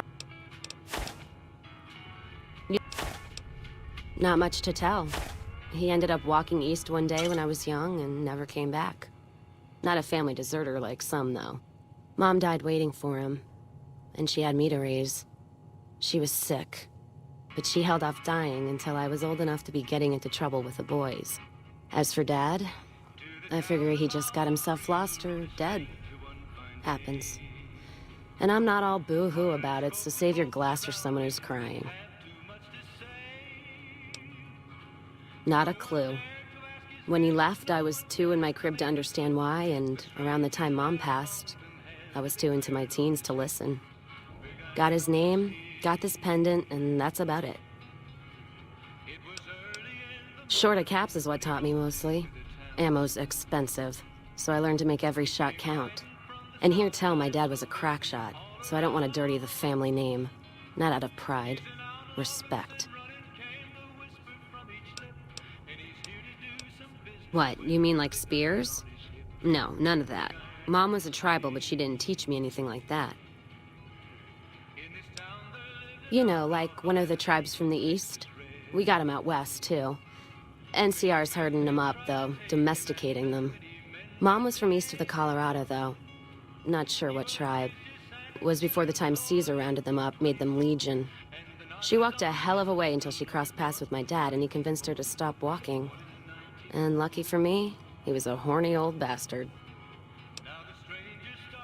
Didn't ask Mom to elaborate. Never heard her complain about his bedroom behavior. Only complain he wasn't around to do it no more.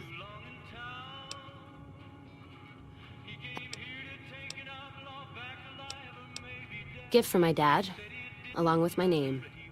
Rose of Sharon Cassidy. Mom said he got the name out of some old world book about dirt pilgrims. Name sure sounds sweet, though. Anyway, pendant's a little rose. Originally thought it was one of Mom's tribal necklaces, but no. Came from Dad.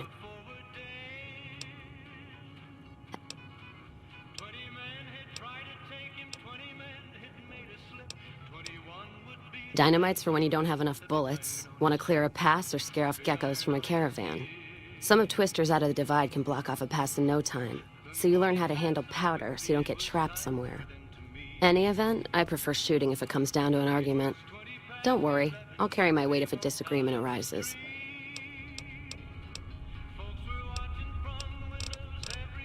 I'm fair with chucking dynamite, not bad with a pistol, if I do say so myself. Carry a knife, too, but that's more for practical reasons. Prefer settling things with my fists, though. Made more friends than corpses in bar fights. Plan on keeping it that way. Don't think I'm some kind of Vault City pacifist, though. If things get heated, I'll start shooting. Trust me. All right, then.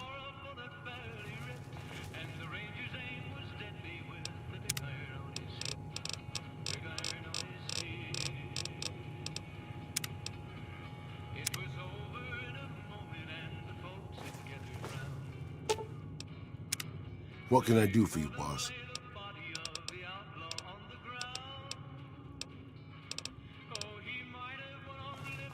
Caravan of two now.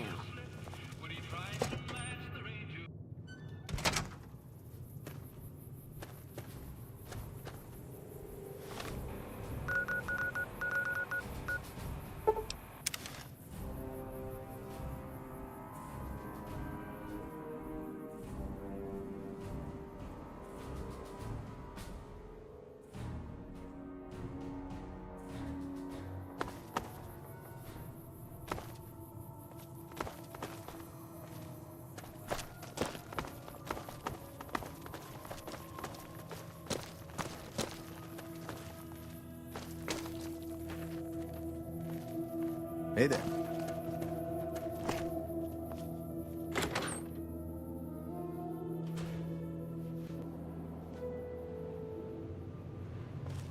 What's new?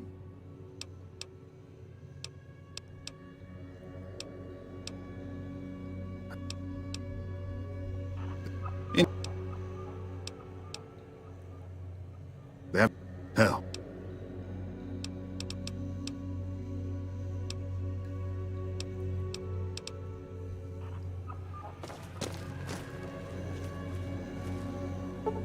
Okay, right behind. What can I do for you, boss?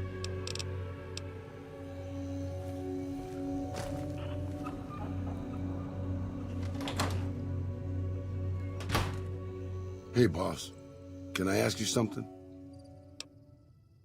What do you think of guys like Ranger Andy?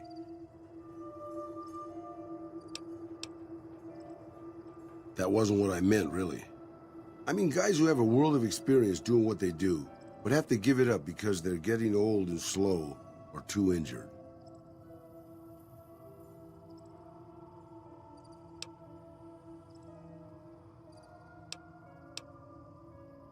Maybe, yeah. I guess you got a point there. Not really, boss. No. I left everything when I left Mexico. My home, my family, my name, even my face. I know it's surprising, boss, but I wasn't always this handsome. As far as the world knows, I was Miguel, and I was okay with that. I headed north for a while, and ended up in Tucson. Not Tucson, by the way. Things were good there. Well, maybe not good, but better than Mexico City anyways.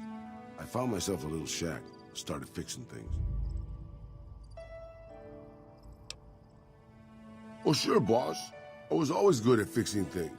Some I fixed for the town, some I fixed for other people, some I fixed just for the hell of it. It's a better way to use your hands than killing.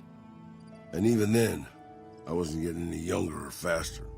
I lived there for a long time, kept to myself, didn't get into any fights. Hell, the only reason I even kept my guns oiled was professional pride. Getting there, boss. I'd been in Tucson. The locals can call it Tucson all they want, but it's Tucson, damn it. About 75 years when she showed up. Prettiest thing you ever saw, boss. Maybe it was just a trick of my senile brain, but I swear she looked just like my Rafaela. Her name was Claudia. She ended up taking work at one of the brothels in town. I never went to her, of course. How could I? But I looked after her in my own way. This was a long time ago, before Caesar's Legion pacified Arizona and brought the raider tribes to heel. A tribe came into Tucson one day. More a gang, really. Dirty Dave and his 6 brothers. They were looking for bullets, and I sold some to them. I figured if I did that, they'd leave town before they tore it up too much. No, boss. No, they didn't. As I was saying, I hoped they'd leave the town in peace. Instead, they decided to stop at Claudia's brothel to take the edge off. I don't know which one of them got rowdy first, but by the time I heard the screams and got my guns, it was too late. They shot up the brothel, killed 4 girls, and taken Claudia for their sport. I went after Dave and his brothers.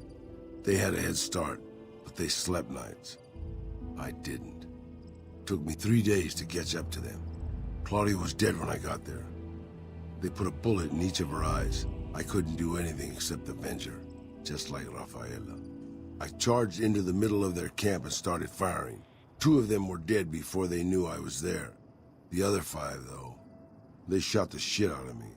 I would have died, I think, if I wasn't so full of rage. By being a meaner old cuss than the rest of them, boss. I wanted to keep living until they weren't. So I just kept shooting until they were all dead. I was in pretty bad shape in the end, though. I don't know how long I laid there, with the sun baking me and the buzzards chomping at me. Eventually, I got the strength to start moving. Some long time after that, I managed to drag my carcass back to town. When I recovered, more or less anyways, I left Tucson and headed west. I ran into Tabitha at Black Mountain, and well, the rest you know. I swore I was done with the gunslinging life. I was too old, too slow, and too beat up to protect anyone anymore.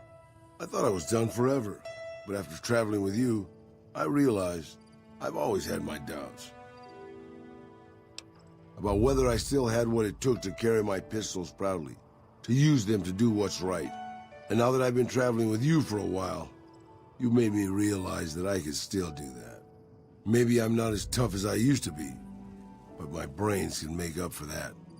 and my hands are still quick enough. It's time to put the guns back on.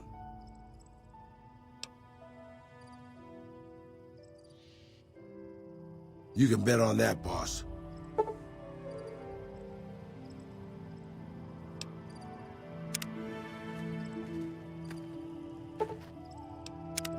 What can I do for you, boss?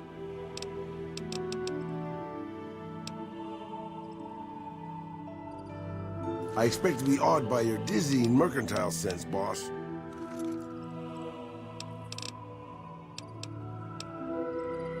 Good call. I mean, if that's what you really want, boss. That's why you're the boss. You always make the right decisions. I'll just head home. Home to my lonely abandoned shack in the middle of nowhere.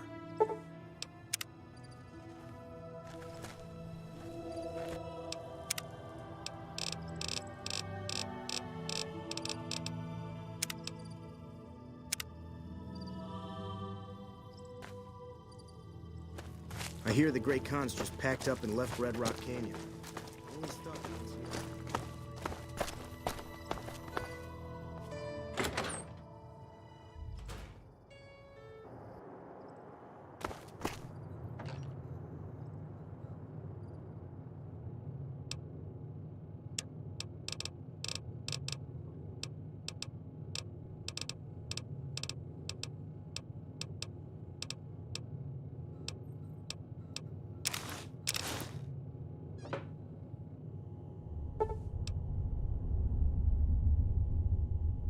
Let's deal.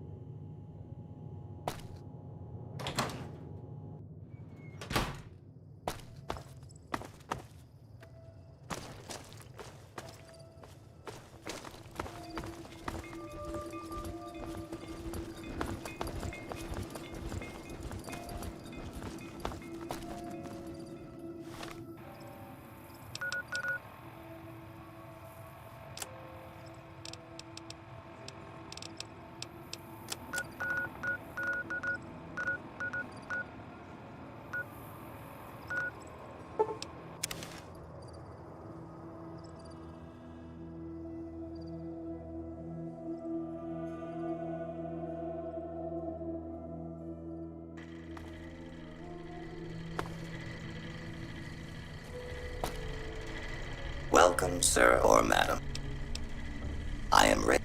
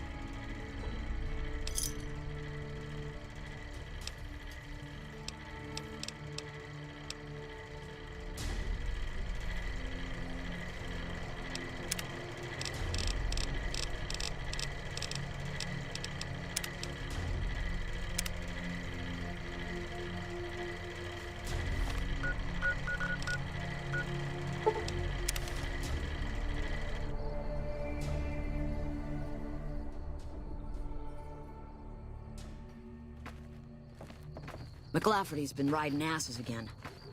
Welcome back.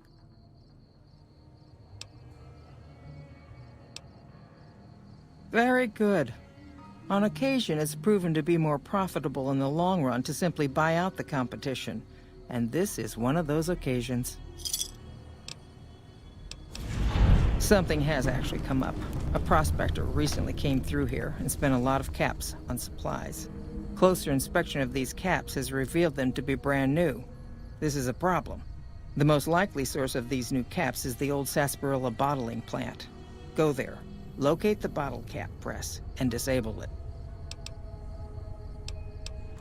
What would you like to know?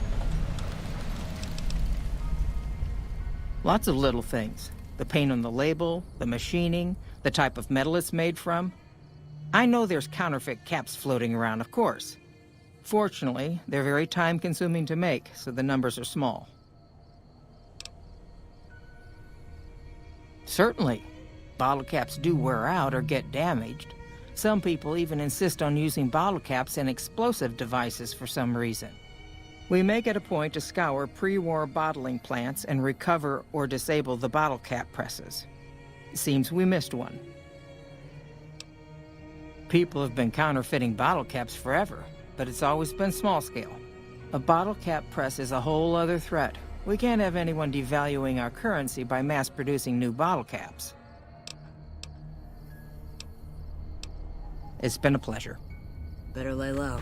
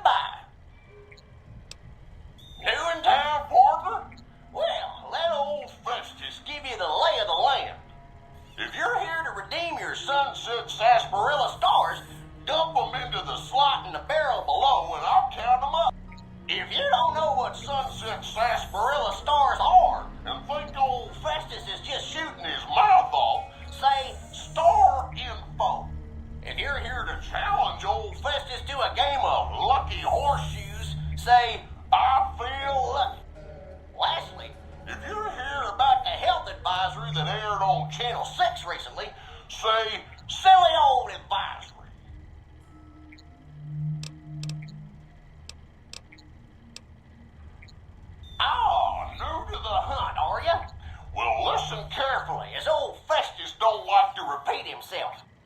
Select Sunset Sarsaparilla bottles will have special caps with blue stars on. These caps are known as Sunset Sarsaparilla stars. Why are these stars there, and what do they mean? Nobody knows, except maybe old Festus. Rustle up enough of them and you can win a prize. So get out there and start drinking Sunset Sarsaparilla. A lawful use of deadly force is in progress. Citizen. Howdy, partner. If you...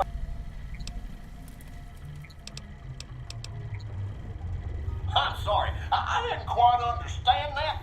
Could you repeat it? While Sunset Sarsaparilla is perfectly safe, a recent independent study, whose validity is currently being challenged, revealed the following. Excessive ingestion of sarsaparilla can lead to deleterious effects, including, but not limited to, kidney damage, nausea, digital numbness, anxiety, loss of visual acuity, dizziness, occasional nosebleeds, joint inflammation, tooth decay, sore throat, bronchitis, organ rupture, and halitosis. Note that you'd have to drink a heap of Sunset Sarsaparilla to match the quantities used in the study. How much, you ask? A lot. A whole hell of a lot. In fact, you'd have to get full as a tick on Sunset Sarsaparilla to even come close. Anyway, thanks for stopping by, partner, and keep drinking Sunset Sarsaparilla. Sends up. Howdy, partner. Well, if this is your first rodeo with the old horseshoes, say, how do I play? Otherwise, say, lucky horseshoes to begin.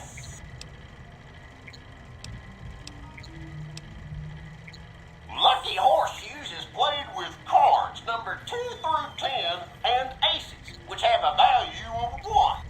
You and old Festus will take turns drawing cards. Each time we draw a card, we add it to our total, trying to hit the magic number of 21.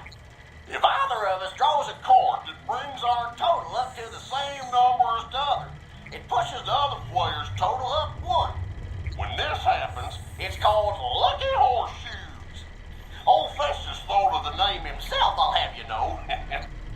When one of us is closer to 21 and the other can't get any closer, either by going over or because he or she held, the closer player wins.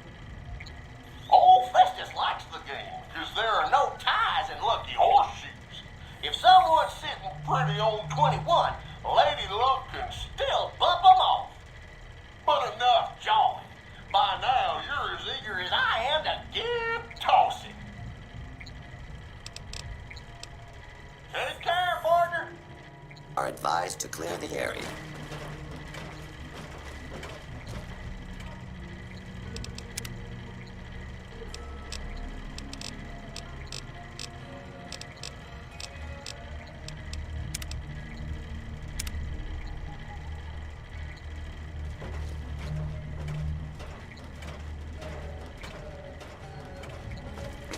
Anything moves, it's gonna get it.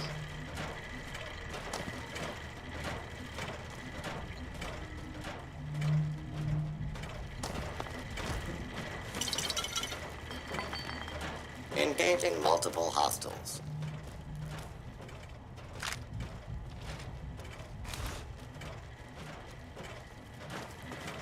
Engaging multiple hostiles.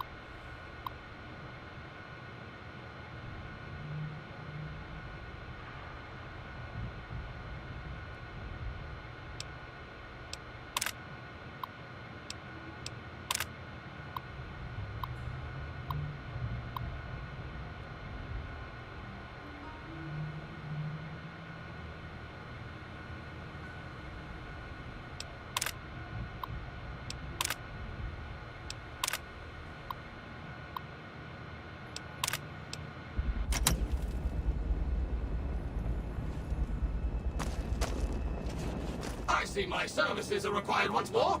It's about time.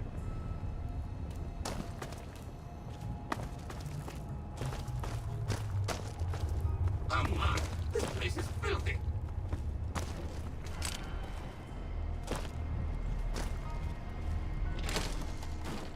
It's amazing how much dust collects if you leave things alone even for a short while.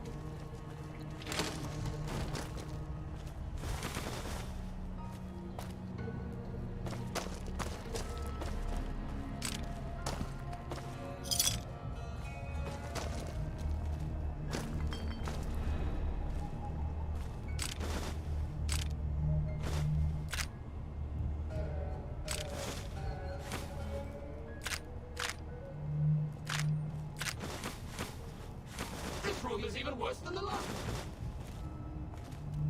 Bad guys won't see us coming.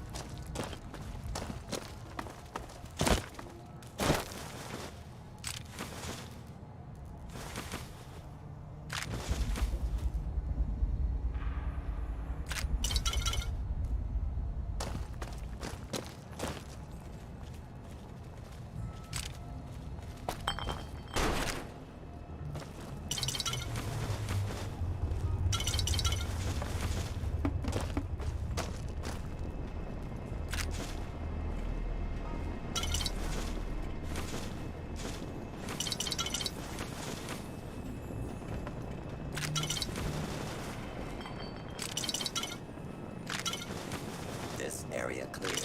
Proceeding with search protocol.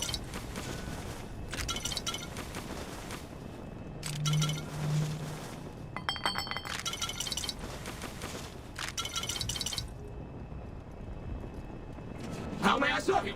Worker number 27438 reporting. There seems to be a malfunction with the line, sir. Wait a minute. You're not my manager. Intruder! It's all going dark. Please step into the open and identify yourself.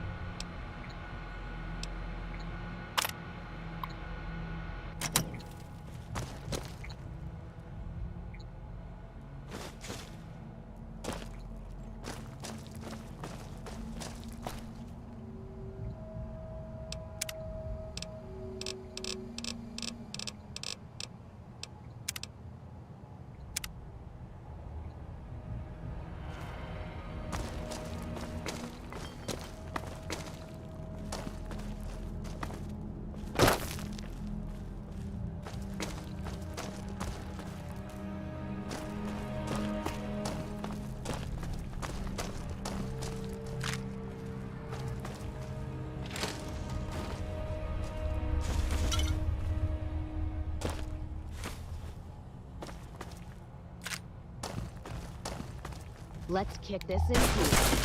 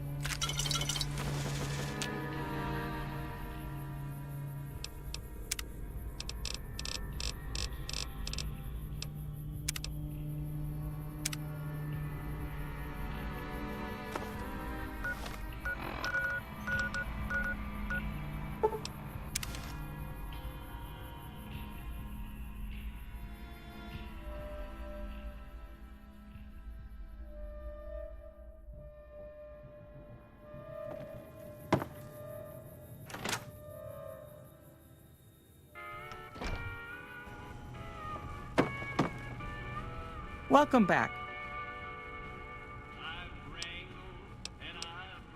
Good. I'm sure you were thorough.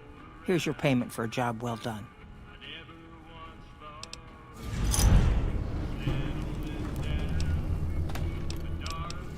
It's been a pleasure. Welcome back.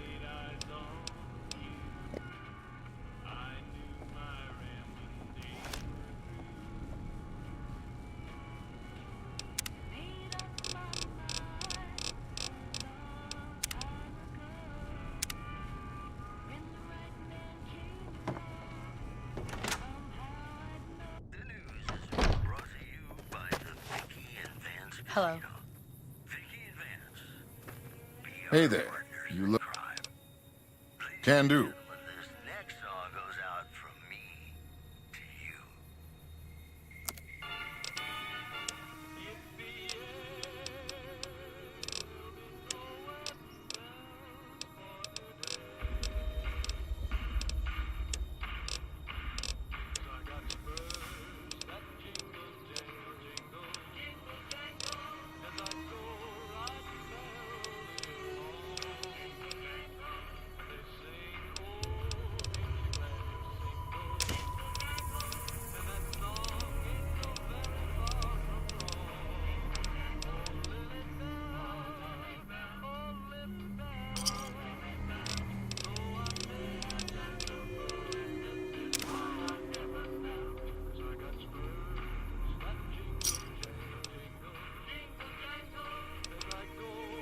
See ya.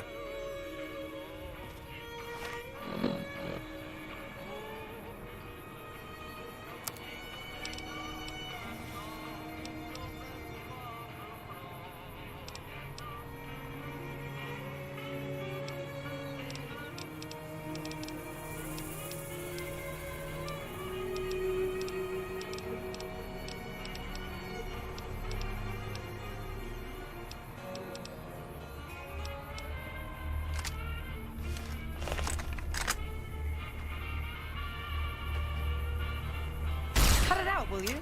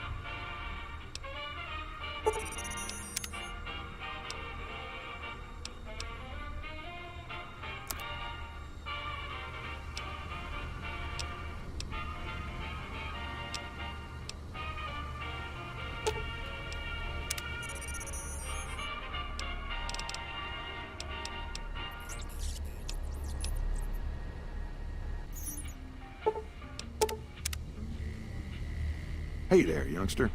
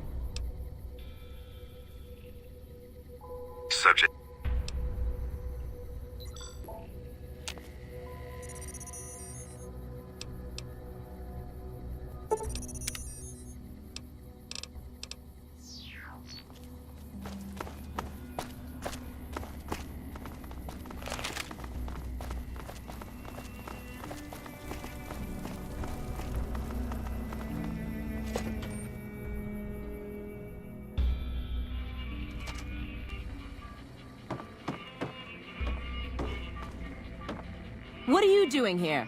This is our casino, punk.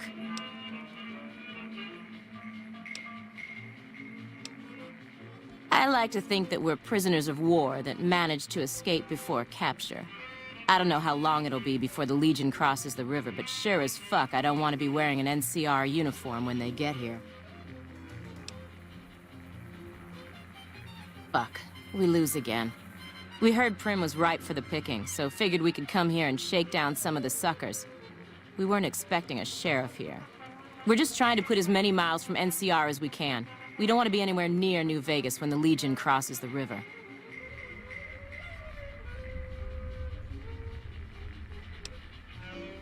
Our luck has gone south since we lost all of our money gambling in Vegas. We didn't go AWOL from duty to become raiders. But we've seen what the Legion does to people that survive their battles. We wanted to be gone before the fighting starts. And we heard there may be some safety up in New Canaan.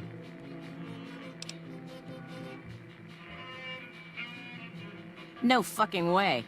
We're deserters now. The NCR isn't gonna throw us a ticker tape parade for going home.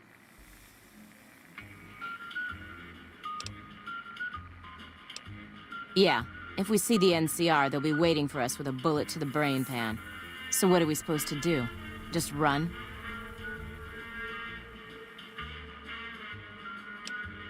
Maybe you're right. Come on, boys. Let's get the hell out of here before the law shows up.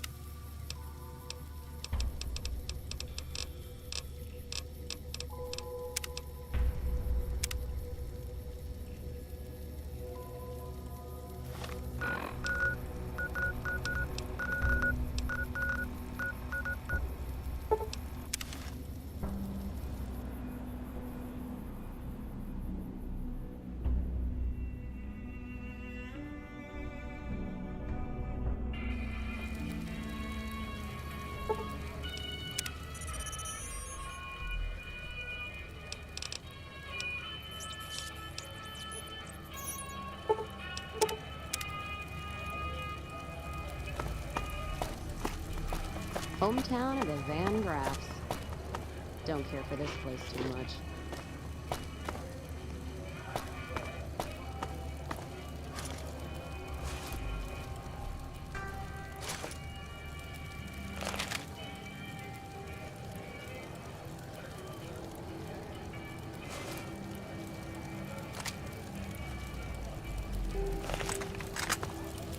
Evening. Welcome to the Silver Rush, New Vegas' best source of laser and plasma weapons. I'm afraid I'm gonna have to search you before letting you in. The only weapons allowed on the premises are the ones we're selling. It should only take a moment. There, I've stowed all of your weapons. You're clear to enter. When you leave, I'll hand them all back to you.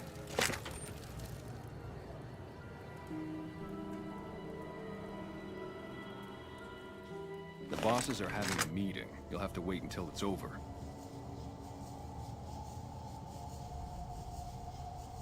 Mr. Soren, please get to the point. The second half of your payment is late, and I want to know why. Miss Van Graff, my associates and I have decided that we wish to renegotiate the terms of our deal. Might I ask for what reason? The shipment was delivered. The guns were tested before leaving this facility. Regardless, we feel that the quality of the weapons is below expectation and hope to adjust the price accordingly. Ah, I think I understand what the issue here is. Excuse me for a moment, would you? Do it. Never break faith with the Van Graffs, Mr. Soren. I expect you'll have the rest of our payment ready tomorrow morning. Okay, everyone. Show's over. Back to work.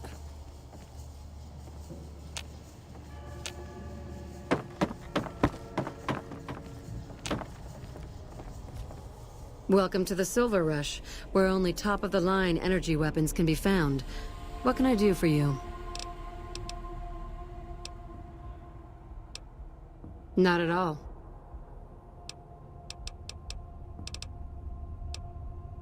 Oh, there's not much to tell. I was born into a big family and don't get along with my parents. So here I am, as far away from them as possible. This place is certainly lively, that's for sure.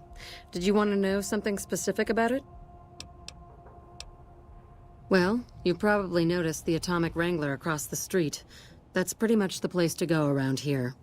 They make it a little loud around here at night, but the business their proximity brings more than makes up for it. Other than them, you're better off skipping Freeside entirely and just heading to the Strip. I don't really have much to do with them. They seem to have an aversion to weapons technology, and those who possess a great deal of it. Their loss, really. Ah, the rulers of Freeside. The Kings are a bunch of boys who refuse to grow up, and this is their playground. Their leader seems different, though. The few times I've dealt with him, I've been impressed, despite myself. Unfortunately, he rarely acts. The Kings believe that everyone in Freeside can do whatever they want, provided they can back it up with force. Which suits us just fine. When we first arrived in Freeside, the Kings protested when we kicked out the original occupant of this establishment. When we reduced several of their members to glowing puddles of goo, their objections vanished. Since then, we've left each other alone. Suits me. What did you have in mind? Look around, and you'll notice two things. First, we don't lack for security. I'm not worried about anyone breaking in here or stealing our goods. Not that we don't occasionally have attempts, but even those prove useful. Do you know how much target dummies cost? Back to my point. The second thing you'll notice is that we do not sell cheap merchandise. Everything here is second to none. People who buy Van Graff goods typically don't care where they have to go to get them. Yes, it is. My brother and I run this particular branch, but our family has operations all over, particularly in California. You must not know a lot about my family, or you wouldn't have asked that. The Van Graffs and the NCR have been enemies for decades. They've tried to block our expansion for years, but we've managed to grow regardless. The problem is, they have too. The NCR is huge now. We're talking on a scale that's difficult to imagine. Time was, we could fight them and hold our own. Not so anymore. My family has enough men and guns to field a small army, but the NCR can field a really, really big army. Fighting them is out of the question now. I've only heard rumors, since this is the furthest east our operations go, but the rumors are pretty scary. They're said to be a huge slaver nation, with all the soldiers obeying their lord with unquestioning obedience. Sounds like a man I'd like to meet. Very little, same as everyone else. We attempted to deal with him when we first moved into the area, but had no luck. He must have his own weapons supplies to keep as many laser-armed robots operational as he does. Makes me wonder where they are. There are chief competitors in this region and many others. That makes them our enemies. While I respect their business acumen, I'm obligated to try to destroy them however I can. That's business, after all.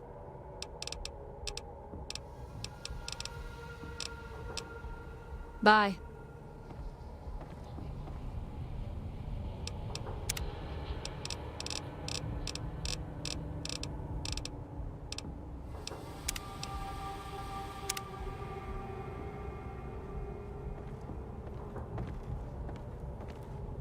Hello? Get the fuck away from me. The last man who bothered me volunteered to help test our weapons.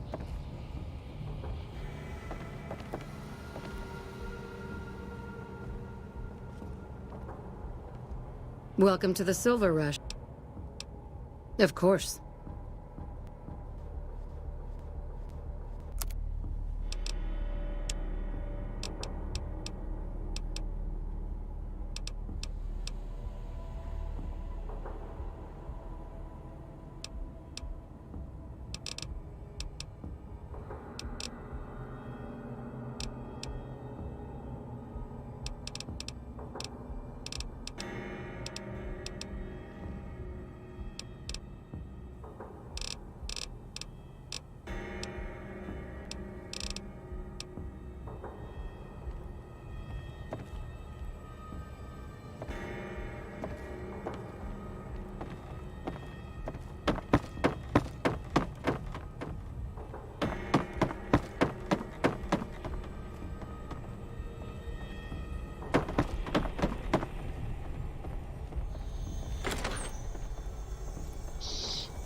hunting shitheads.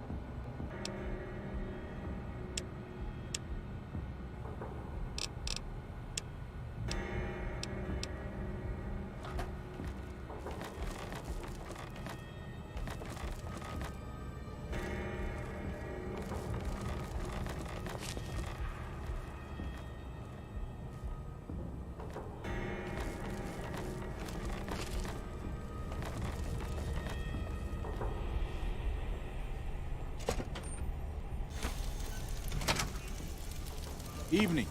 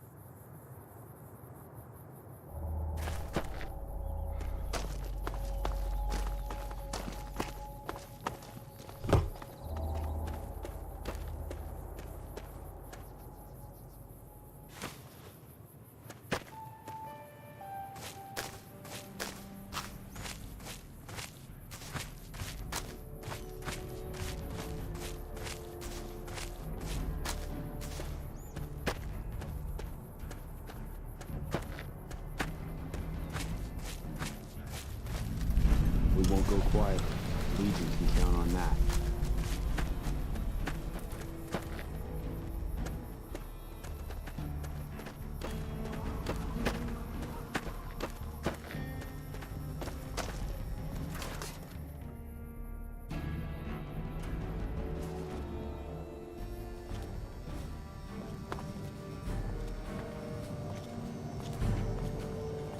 It's been a long tour.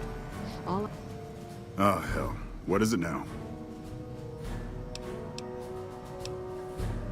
Man, it's my life. I joined up when I was 16. I don't know how to do anything else. Thanks. I only wish some of the soldiers under my command would share some of it.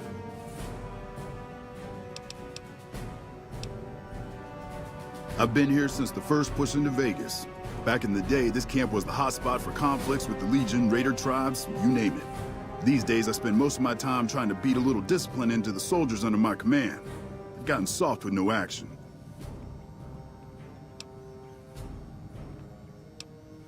Mostly drill the troops, try to keep the discipline up and combat readiness high. It's not the easiest job in the world. Soldiers without a mission get bored very easily. Still, with the Legion just across the river, we have to be ready. Disappointed. We call them the Misfits for a reason. They're undisciplined, lazy, and they have absolutely no esprit de corps. The squad leader's got some promise, kid named Mags. But as for the rest, I don't see much hope. I'm going to make them shape up if it kills me, though. Or them, for that matter. You're welcome to try. Hell, maybe they'll listen to somebody they don't see as an authority figure.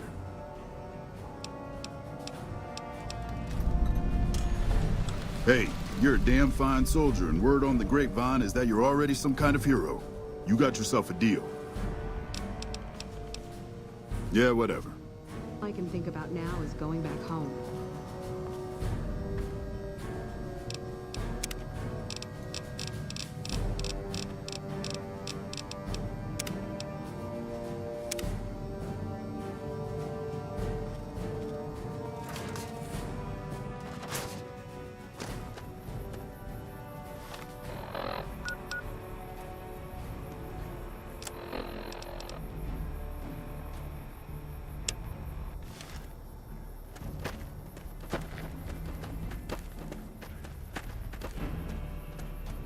Y'all sure are a big old hero.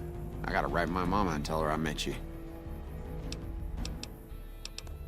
Well, as it turns out, we had a string of bad harvests a few years back. Pa said he couldn't afford to feed but 3 youngins or we'd starve. As the biggest one, it was my job to go join the army so as my sisters could eat, and so as we wouldn't all be killed by raiders, and Jesus would love us. It's all right, I guess. I don't like all the fighting we gotta do, though. Oh, it's a fine place. The lake is real pretty, and we don't get bothered much by them Legion fellers. Well, I was born on a farm out in California. Weren't much. Me, Ma, and Pa, my 2 sisters, and about 40 acres of corn and Brahmin. Didn't ever have no problems, really, except for some lean years. Then I joined up and got shipped out here to New Vegas. They're mostly pretty nice. Poindexter showed me how to make fireworks. Raz kind of scares me sometimes, but I don't mind. He's had a hard life. I ain't scared. I just don't like hurting folks is all. Ma always used to tell me, boy, you're the biggest and the strongest, so you mind yourself. Every day she told me that. Guess I done took it to heart. To me? I'll tell you what I think this squad needs. A little more basic human niceness. Folks just don't talk to other folks, and everybody's always cross with each other. That'd be swell. Only if they knew the idea came from me, they probably wouldn't take you serious no more. So maybe you ought to think about it first. And I sure hope you're more convincing than I am, or they ain't gonna listen. Okay. Toodaloo.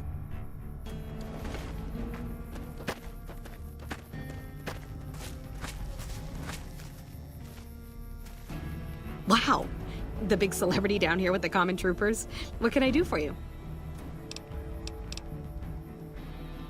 I guess I wanted to make something of myself, you know?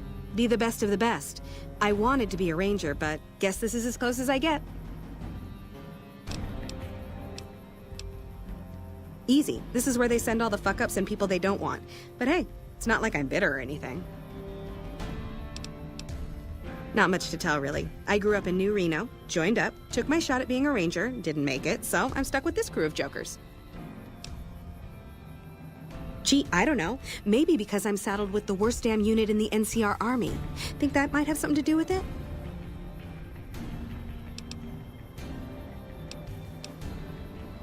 Yeah, I mean, no. They're okay people, but they don't care, you know? They don't have any ambition, no drive. They're slacking off, and that reflects badly on me.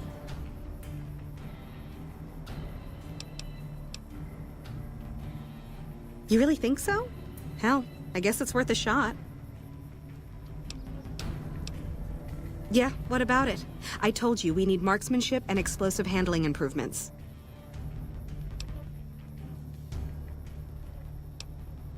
Okay, I'll be here if you come to your senses. Oh shit, here comes the brown noser. What you want?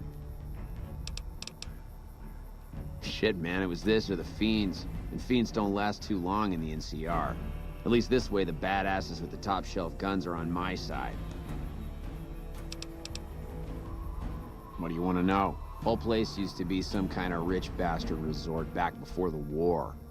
Now the Rangers use the old resort and we grunts get to live in tents. Fucking typical. Ain't much to tell. Grew up out west, in the Boneyard. Heard of it? Yeah, not many people have. Wasn't really a good place for kids, you know. I joined up to get out. My family's still back there.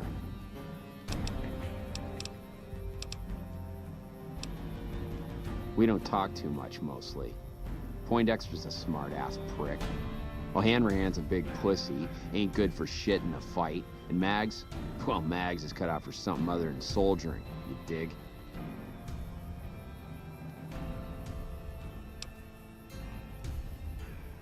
Shit, maybe you're right. Guess I ought to give him a shot. Like I said, you get the juice, we'll cut loose.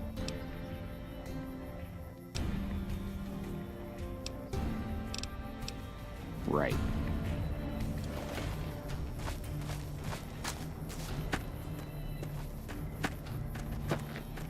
Hello.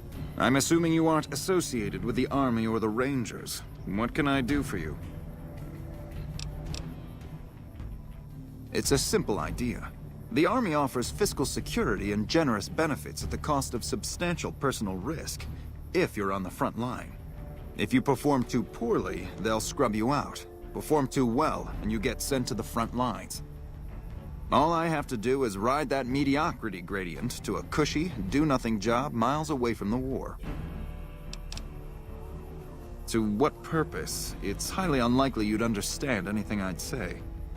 Suffice to say, I'm a certified genius, and when I'm discharged from this pit of testosterone and failure, I'll have all the money I could ever need. In a strictly official capacity, no. However, as I am by far the most intelligent and resourceful figure on this base, I feel it's safe to say the soldiers here look up to me.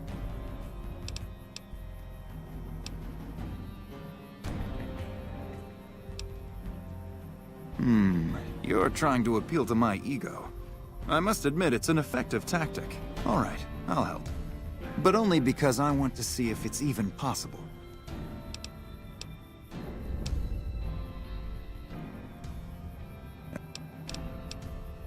I somehow suspect you'll be back to converse with me later.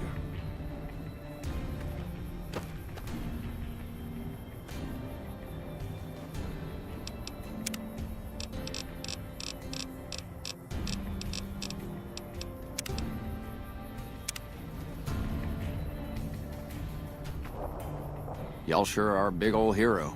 I gotta write my mama and tell her I met you. Boy, the squad sure is working together a lot better now. I think we're gonna be A-okay. Toodaloo.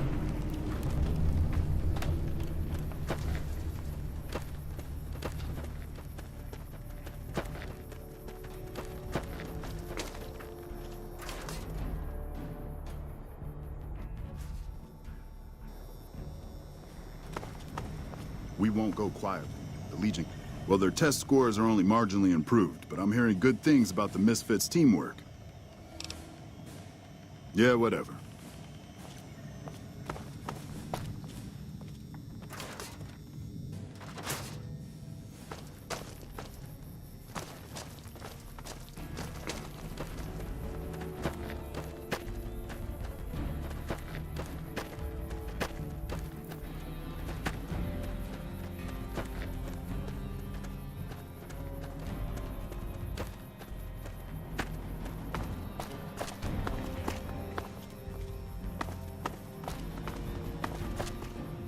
We won't go quietly. The Legion can count on that.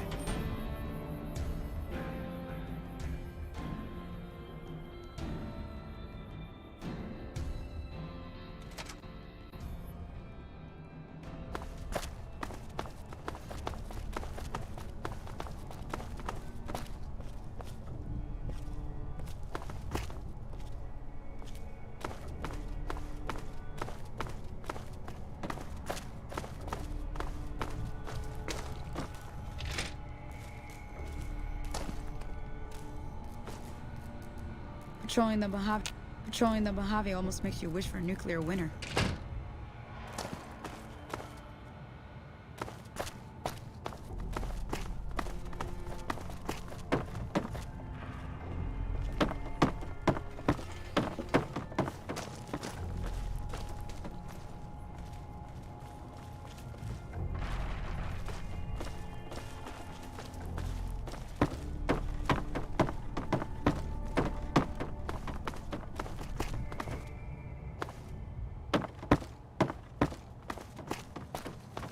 Hey.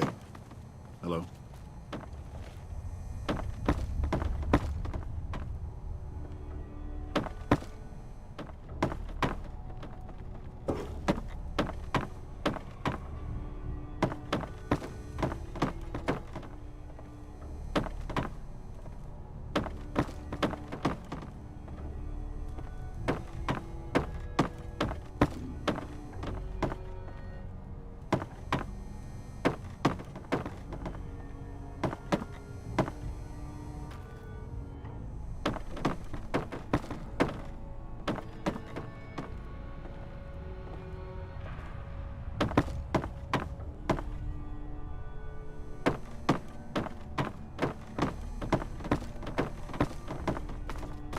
Hello?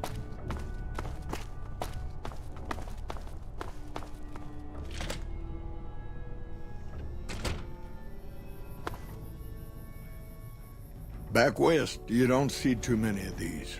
Lakes, I mean. Natural or man-made. Any kind, really. We neglected the dams or pumped all the water out a long time ago. Owens, Isabella, the San Luis. Drained the aquifers of everything they had. Just a lot of mud and dust now. It's a different feeling watching the sun come up over the water. Takes some getting used to. But if you're here long enough, it starts to seem normal. That's what a ranger's life is now, looking east. You must be the courier folks have been talking about. Word on the radio is that someone wronged you back in Good Springs. The Mojave has a way of burning decent people up, but it sounds like you've done right by the NCR. It's appreciated. Now what can I do for you?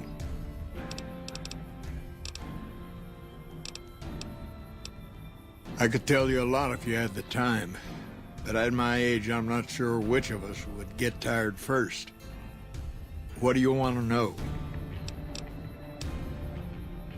There's a lot of answers to that question, but it started with the Ranger Unification Treaty. We weren't always the only show in town. Nevada had its own posse, the Desert Rangers. They fought Caesar even farther east out in Arizona. Years back, we met with the Desert Rangers at Mojave Outpost and agreed to help them against Caesar if they would join the NCR. Well, there's what we're supposed to be doing and what we're actually doing. There's a big gap between those two things, about as wide as that lake out there. Suppose it depends on what you think's good. Most folks want to hear about Hoover Dam and Boulder City, but it's a long story. If you want some tall tales about hunting down slavers or busting up gangs, talk to one of the younger rangers. It's kind of a long one, but all right. About 25 years ago, a group of NCR settlers pushed way south into Baja. I guess it doesn't seem so far now if you look at a map, but back then they were out of ways. They built this little shanty town around a well in the middle of nowhere. Called it Rattletail. Word got back to one of our stations that raiders had been attacking the place. I went out with 6 rangers. We must have been on the trail for a week before we got to Rattletail. We lost one woman to night stalkers and another almost died of dehydration. When we reached the place, it's 6 shacks set up around an old well. There's over 24 bodies lying in the dunes way outside of town, and 5 men with .308 rifles crouched behind sandbags. And these bodies, these people out in the sand, they aren't raiders, aren't even heavily armed. They're just people who were trying to get to the only well in 50 miles. I didn't have to talk to the men to see that they did not care one bit. They had planted an NCR flag over the well. They would not budge until every last one of them was laid out dead and cold. So I walked up and told them there was a group of raiders coming, 100 strong. I made up some cockamamie name for them and everything. The men looked at each other, looked at us, and asked me what we were going to do about it. I told them we would take them back into NCR territory because we'd already lost 10 Rangers on the way out. 10 Rangers, 5 men with .308 rifles. Well, that was enough for them. They packed up what they could and we took them back north. Last I heard, they settled somewhere in Anza Borrego. Raised bighorners. Had some tough times, but it worked out okay for them. So there you go. That's my one bit of good. In big battles, Caesar deploys his legionaries in waves. Recruits up front, prime soldiers behind the recruits, old guard bringing up the rear. Opponents wear themselves out dealing with the first 2 waves, if they survive that long. When the veterans step up, there's not much fight left. Caesar can adapt, though, and when required, he can run any mix of legionaries as skirmishers and still retain order in the ranks. Joshua Graham, Caesar's old legate, he wasn't so flexible. When the Legion attacked Hoover Dam, General Oliver ordered his troopers back to the middle ground just after first contact. Graham pushed all of the legionaries onto the dam, filling the east side with recruits up front and veterans in the back, by the book. But once they were in, they were stuck there. Oliver's troopers were entrenched and wouldn't give a foot. That's when we ordered the Rangers and the 1st Recon sharpshooters to start picking off veteran Legion officers from a high ridge west of the dam. That only lasted about a minute before Graham ordered the back ranks to push through to the front and rush the ridge. Caused total chaos among the younger legionaries. Oliver's troopers fell back to the side walkways and stayed out of the veterans' way. By the time the veterans got to the ridge, we were already in Boulder City. They followed us down there, but we were out before they realized what was happening. We'd packed the old city with C4 and dynamite. Crude, but it did the job. Those who didn't die in the blast were in no position to mount a defense. The ones left on the dam didn't know what to do. The troopers routed them. Graham pulled the remaining legionaries back, but the battle was over. He went south, back to the Grand Canyon, back to Caesar. And that was the last we saw or heard from Joshua Graham. Shoot. Not too long ago, they took Nelson and Searchlight. They got some camps on the eastern shore of the Colorado, and the monstrosity on the hill across the lake, that's for Caesar. Some folks don't believe he's here yet, but you can tell. He's the eye of the storm. It all roils and spins around him. You don't have to see the man to see the effect he has. Searchlight was worse. One of Caesar's Frumentari must have found something in there. Flooded the whole camp with radiation. Nelson was barely set up. We had a big stretch of unprotected land between Forlorn Hope and Searchlight, and Nelson was the solution. A deaconess named Dead Sea took the place and caused a lot of damage. Shoot. It's no secret we've had better campaigns. Holding this whole length of river isn't easy. We're stretched thin and the long 15 just keeps getting longer. Slow to get supplies, slower to get reinforcements. NCR's Senate has got funds tied up at the boneyard. And President Kimball ordered our most experienced rangers to chase ghosts down at Baja. You've seen it yourself. Some of them don't even have proper service rifles or armor. Our heavy infantry, power armor units, they're back in NCR territory protecting the interests of Brahmin barons against small-time raiders. Brahmin barons only have one vote at the ballot box, but they have a lot of money to throw around. It's complicated. Goes way back. I told President Kimball that we need more rangers here. He accepted that, but took the most experienced ones and sent them south. Patrol rangers are good men and women, but we're about to fight a war. Senate elections are coming up. Local representatives don't want to push any more funding to the Mojave campaign because it's unpopular. Most of the folks around the boneyard haven't been to New Vegas and probably never will. All they know is that their money gets sucked away to this desert and their brothers, sisters, sons, and daughters die here. Shoot. The best of the best, and worst of the worst. He came out of NCR, one of the followers of the apocalypse. Like a lot of the followers, he went out in the wilderness with a partner to try to help those who needed helping. Not much different from how the Rangers used to be, except with books and medicine instead of guns. Out to the Grand Canyon.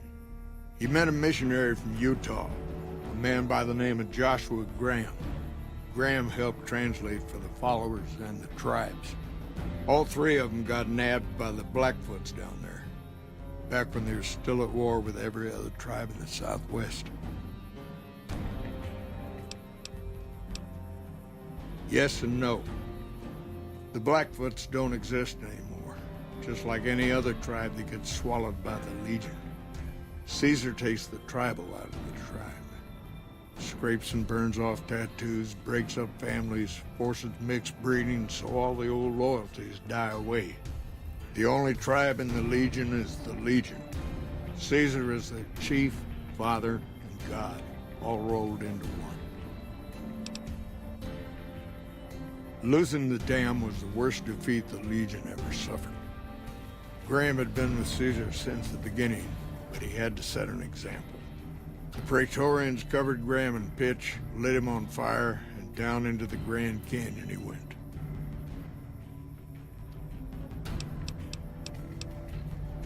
It's not that clear-cut. You have to understand Graham was the toughest son of a gun anyone around these parts had ever seen. Before Hoover, we had 5 kill reports on Graham from Rangers and 1st Recon sharpshooters who tried to take him out. Some folks think he's still alive. Call him the Burned Man. Somewhere along the way, he realized he needed to educate the Blackfoots or they were going to get wiped out with the rest of the tribe. Showed them how to use guns, how to make explosives. Once he taught the Blackfoots a thing or two, they needed him. And he no longer needed the followers, NCR, or anyone else. He decided he could remake the tribes of the Southwest whether they wanted it or not. He became Caesar, and Joshua Graham became his legate, his right hand. And that's where Graham stayed until Hoover Dam. Shoot. Folks around here call me the chief, but Hanlon's just fine. The Rangers run themselves pretty well, but I try to lend a hand. Mostly administrative work, helping coordinate intel on the radio. That and keeping an eye on the fires growing across the water. Legion fires. They burn high wherever the Legion goes. Caesar's a hard man to figure out, but he always wants you to know when more troops are at your front door.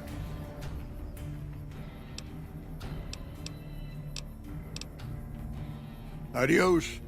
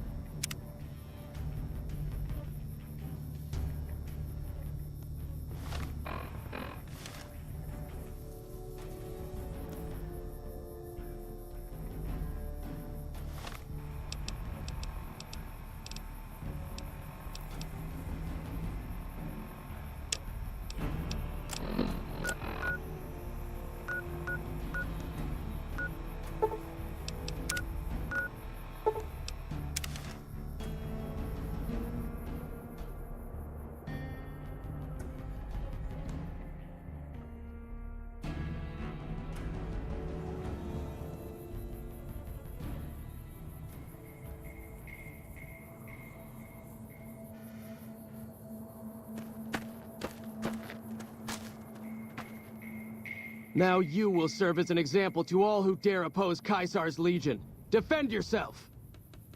Another...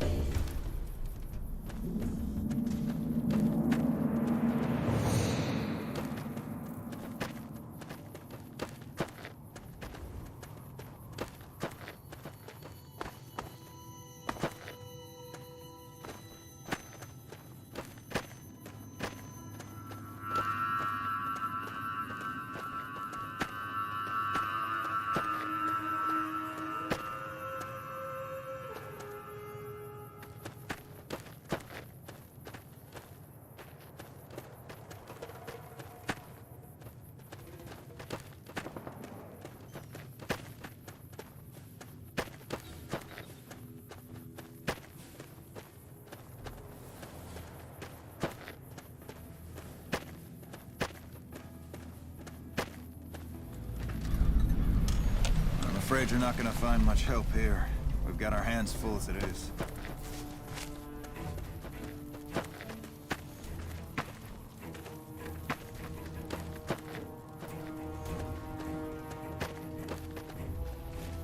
Hello?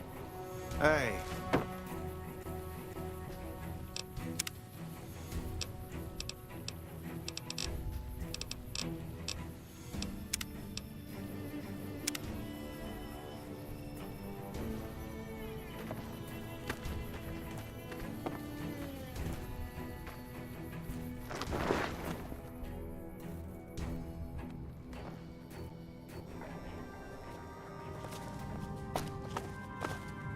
I'm glad to see you here.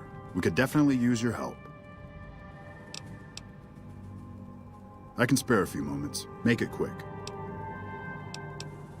It's no picnic, I'll tell you that much. My troops are out here every day dying for the NCR, but they've left us out to dry. We have no men or supplies, and we're stretched too thin trying to guard the entire river. If the brass back home could get their heads out of their asses long enough to send support, we could turn this all around. Not good. We still haven't gotten any support from the rest of the NCR, and the Legion is kicking our ass right now. Make it quick. I've got the Legion at Nelson breathing down my neck and not enough men or supplies to get this camp into fighting shape so we can strike back. I need someone to talk to a few of the officers and help them resolve some of the problems around here. If I can get this place in order, then I can focus our efforts on taking back Nelson from the Legion. And the more that gets done around here, the more resources I'll be able to put into assaulting Nelson. Good. Let's not waste time then. Our biggest problems right now are supplies and troops, and the Legion is draining us both. Quartermaster Mays has been complaining to me non-stop about the lack of supplies. But unfortunately, we aren't getting a resupply anytime soon. I want you to speak with him and see if there's anything you can do for him. We're kind of busy around here for social. I'll be honest, the Legion has me worried here, but I think I can spare some soldiers. Consider your request granted. Watch yourself out there. Hello. Hey, you're not one of the troopers. Got a second? I have work I need done, and nobody here at the camp has the time or inclination to help me out. I handle communications for Camp Forlorn Hope, compiling reports I've received from the Rangers at Camp Golf as well as the brass at McCarran. Unofficially, I'm also in charge of radio security. No one else seems to take it as seriously as I do. I have the delightful task of tabulating stockpiles, kill ratios, mission success rates, radiation deaths, and other truly fascinating numbers. I've come across numerous inconsistencies between our numbers and our reports, especially with regards to intercepting hostiles. I'm wondering if our radio security codes have been compromised. I need someone to deliver security code upgrades to each of the ranger stations.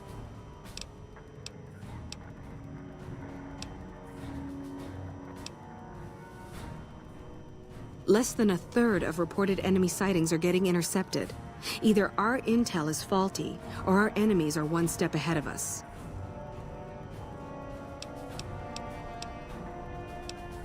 This holotape contains the updated security codes for the ranger stations. Show it to the comm officers there.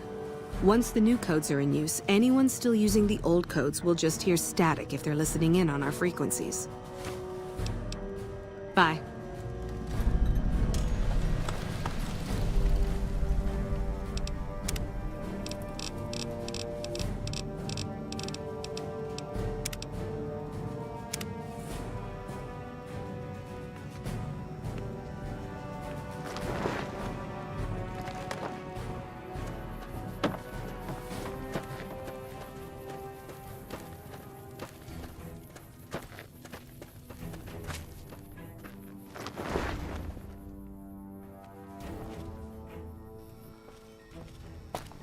Hello.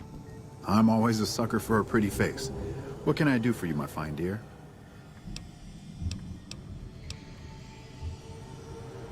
Men have waged war on each other for countless centuries. Now is no different. People fight and die for what they believe in. I'm just here to patch them up so they can go on their merry way. Do no harm in all that. I'm doing the best I can considering the poor situation I find myself in. There's barely enough equipment or medicine to handle the number of injuries we have. To make things worse, I think someone might be stealing my supplies. The simple fact that I no longer have as many supplies as I should. I've been careful with them, and I should have more than what remains. Unfortunately, I don't have time to go searching for the missing supplies since I have my hands full with injured soldiers. I remember coming in one morning and noticing my supplies were lower than they should have been. I thought it might have been a mistake, but another morning I noticed the same thing. The camp is pretty dead at night, especially at 0200 hours when the guard shift changes. That'd be a good place to start looking. Locked in a cabinet here in the medical tent. I'm around most of the time, but I can't keep a constant watch on them. I store a variety of drugs here, but it looks like my supply of Hydra is diminishing rather quickly.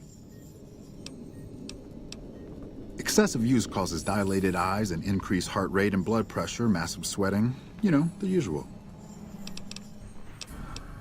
That would definitely be appreciated. You might want to ask around, and keep an eye out for anything suspicious.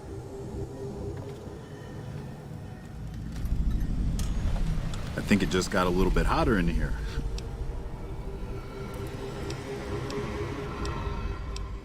What would you like to know?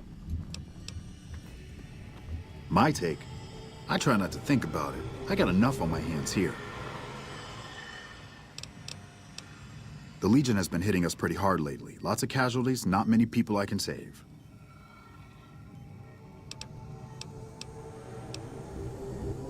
Quite a bit, actually. I was stationed there nearby during the first Battle of Hoover Dam 4 years ago. I saw a lot of what happened firsthand. You have no idea.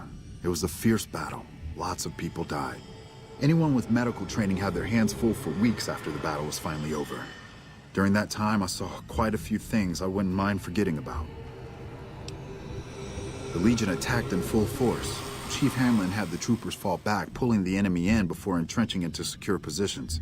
The Legion got bogged down, and Rangers and 1st Recon sharpshooters started taking out the Legion officers. They sent their best men to stop the Rangers and 1st Recon, but the Rangers pulled them into a trap at Boulder City and blew them all to hell. After that, the Legion's forces were in disarray and tried to retreat. However, our forces advanced rapidly and routed them, and that was that. Okay, what's on your mind? I used to be a doctor back in California, but a few years back I got suckered into doing military work because it was my patriotic duty. Back then, I, like many idealistic men before me, thought it was a great idea and was excited about making the world a better place with the NCR. Now I just want to get back home. I've had enough fighting and fixing up soldiers just to send them right back out to die to last a lifetime. So you found out what's happening with the supplies? What would you like to know? I don't have that many supplies left, so I can't offer my services freely, but I can help you.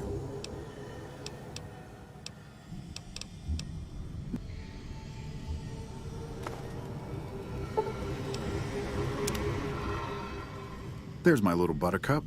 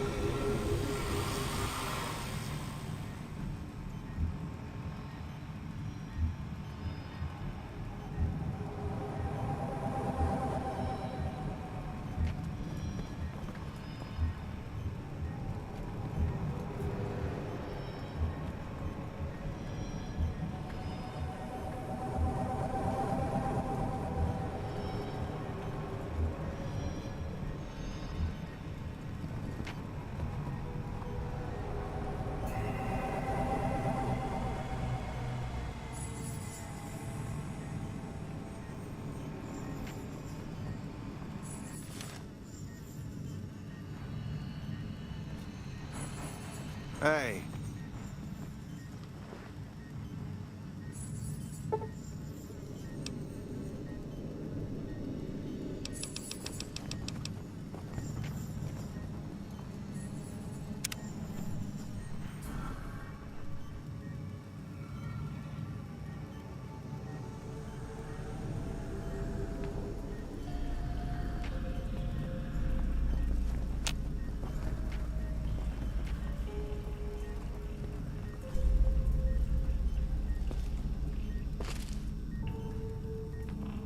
All this traveling's making me thirsty.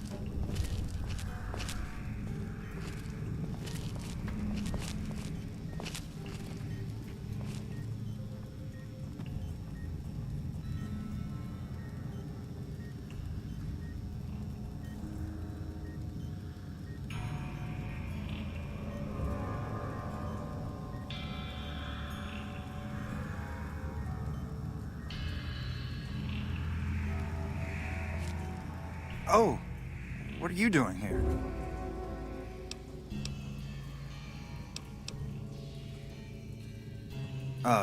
I was just, getting some fresh air and stretching my legs. It's getting pretty late, though. I should get going.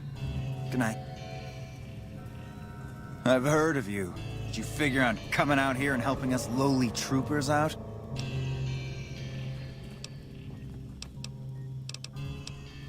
My problem is we're all going to die. We're out of food, we're out of men, and we're out of time. The Legion is right outside waiting to kill us all. Today, tomorrow, it doesn't matter. We're all going to die here. So why don't you just leave me alone? Missing medical supplies? No, I don't know anything about that.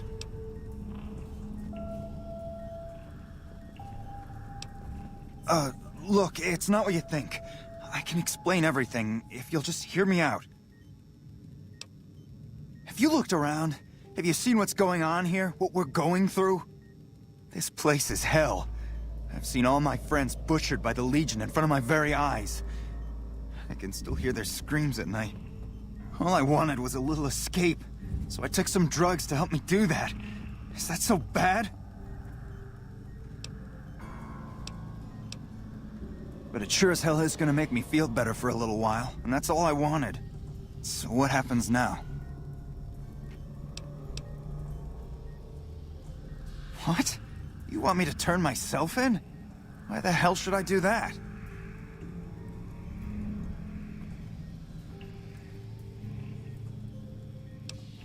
I guess you're right. I'll do the right thing and turn myself in.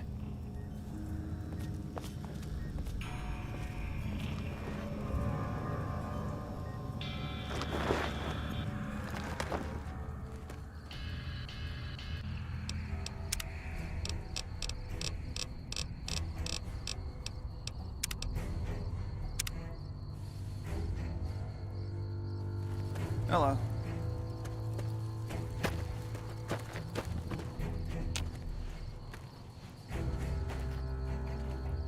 There's my little buttercup. What? I heard Private Stone turned himself in for stealing my medical supplies. You have my thanks. Till we meet again.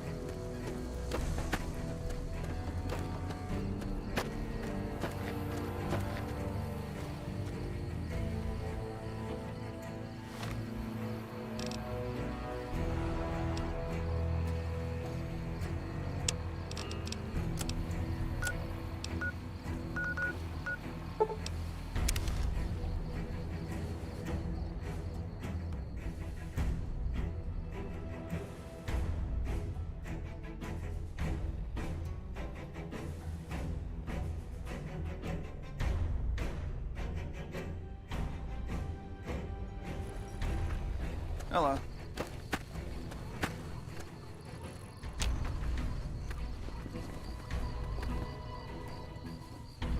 Oh, I've heard of you. What do you want? Thanks to your help, I think Bitter Springs has a real shot at surviving. I can't offer much of a reward, but know that the NCR is very grateful. That's very generous of you. I appreciate it.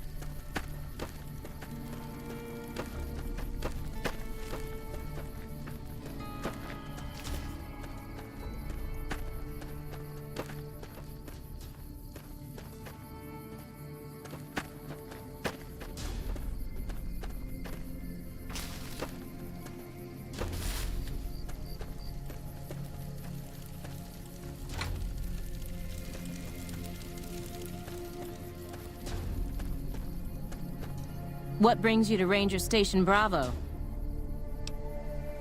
We're here to make sure the Legion doesn't try to sneak around Lake Mead and come at NCR from another direction. Yep.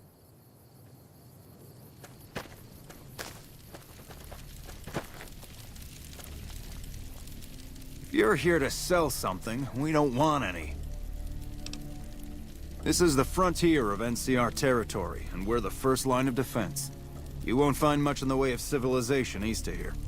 South of here is Camp Guardian, but they've been having radio trouble, so they've been silent for a while now. No problem. Hey, do me a favor when you get back to Reyes and tell her that we don't need any more damn ammo. Wouldn't mind more water, though.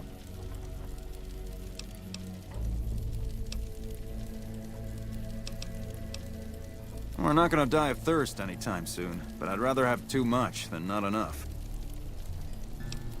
You think I haven't tried? Every time I do, Camp Golf acknowledges the situation. And soon after that, more ammo. It's not my call to make. You'd have to clear it with Ranger Erickson. Alright? I keep getting deliveries of ammunition for some reason. I don't mind target practice, but there isn't all that much to shoot at out here. Careful out there.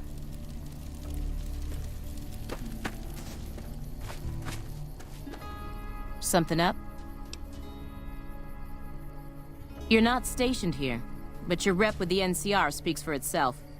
It's mostly rifle rounds, but I'll throw in a few boxes of pistol ammo. I really shouldn't be doing this for you, but there's no way we're gonna use all of this or be able to carry it with us. Yep.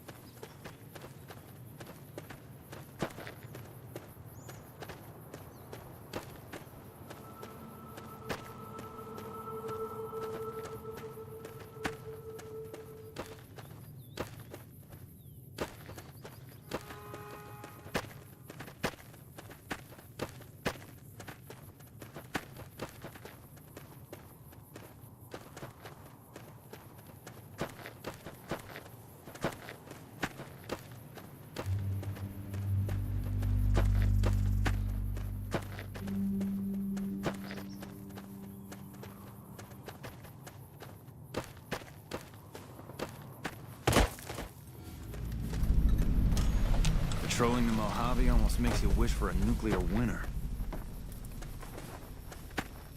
Hello. Hey. I'm not supposed to let civilians just walk around this place. There better be a good reason for you being here.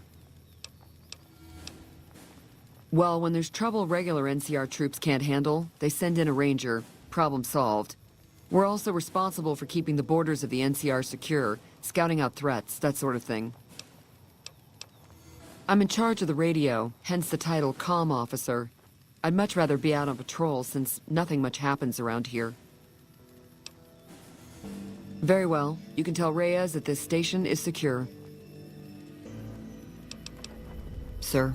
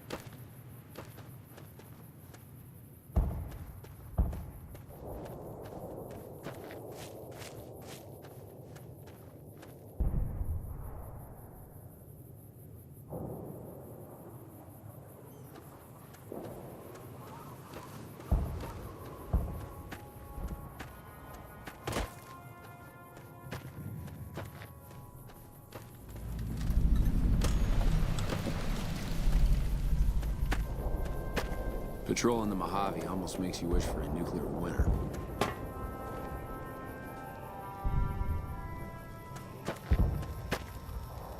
This post isn't someplace a civilian ought to be. I'm not really much of a historian. The short version is that the Rangers are the elite of the NCR military. Best fighters in the wasteland. Ranger Station Alpha. Ranger Lineholm is in command here. Just the usual. Legion scouts try to slip across the river a couple of times a week, but they always end up floating downriver with holes in their heads. All right. She radioed ahead and mentioned that somebody was coming by. Odd that she'd send a civilian instead of a trooper, though. Don't get killed out there.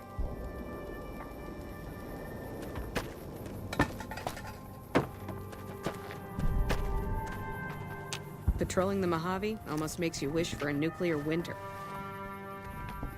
This is a military outpost. Why are you here? For about 10 years now. Toughest training I've ever done, and was the proudest day of my life when I got my Ranger badge. Did you know that the first battle at Hoover Dam was won because of the Rangers? Legion had the numbers, but we had the skill. Have you ever heard the story of the bomber that crashed into the lake before the war? Supposedly it's mostly intact, even after all that time.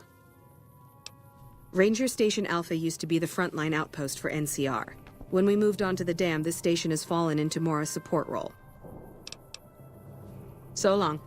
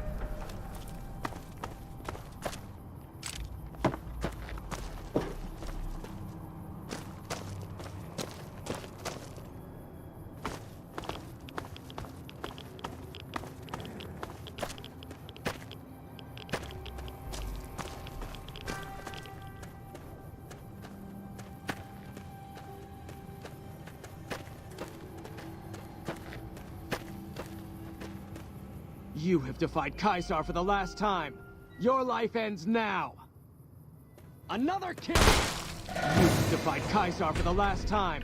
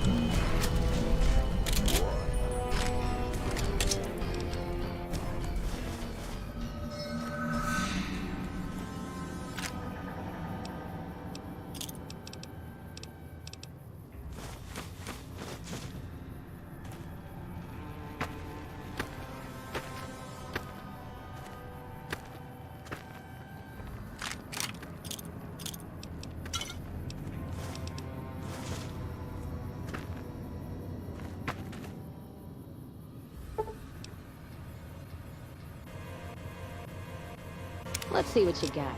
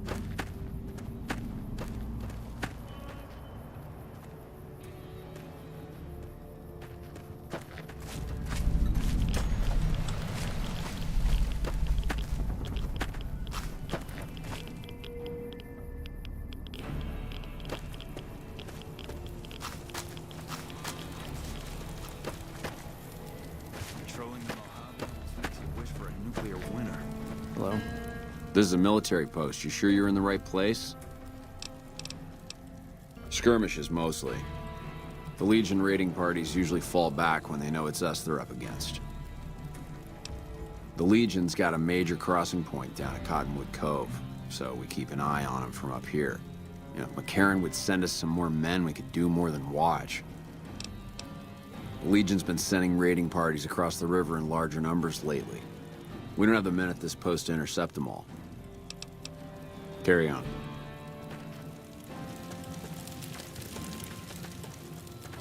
Well, patrolling the Mojave almost makes you wish for a nuclear winter. You got my...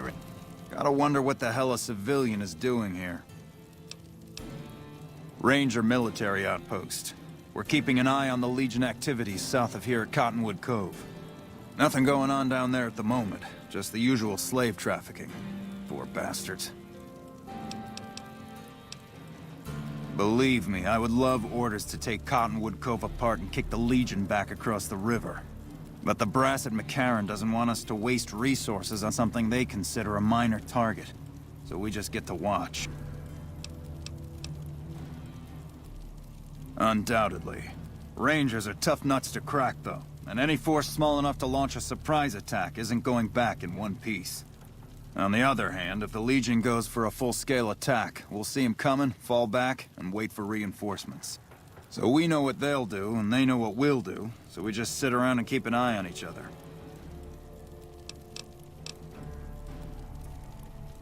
What, again? Didn't I just change those damn things?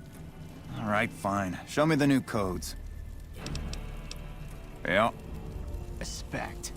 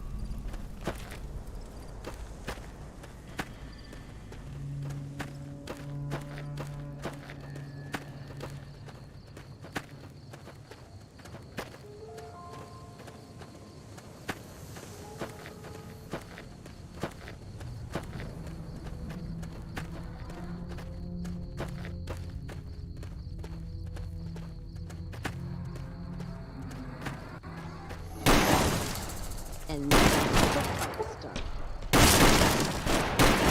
Glad that's over. Guess who won the lottery? And then the fight started. I've had worse.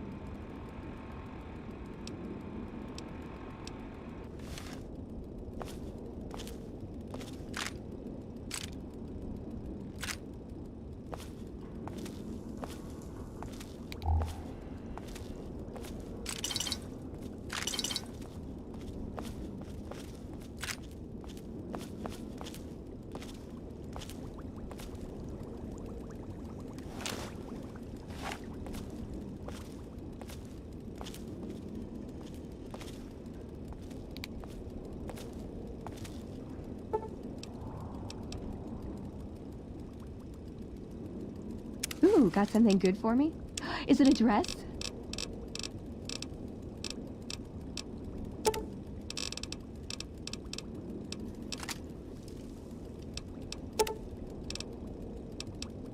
Hey, I can't really move now, but I'll follow you in spirit. Hey, I can't really move now, but I'll follow you in... Hey,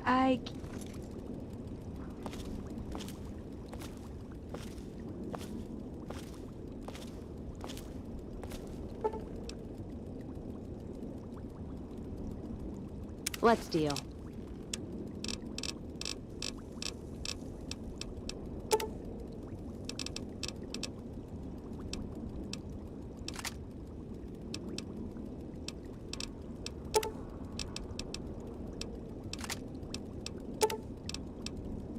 What did you give me, bricks?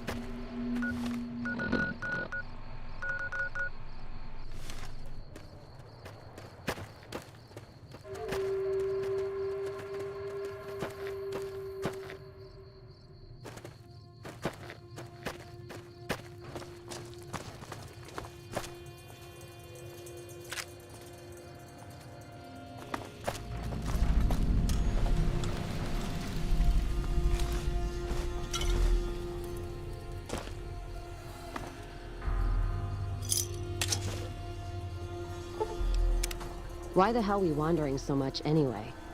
Nothing against the Mojave, except the dust, heat, and scorpions, but... a man who shot you. And you got better. 2 shots in the head without an auto doc is a lot of patching. Hope you thanked him properly.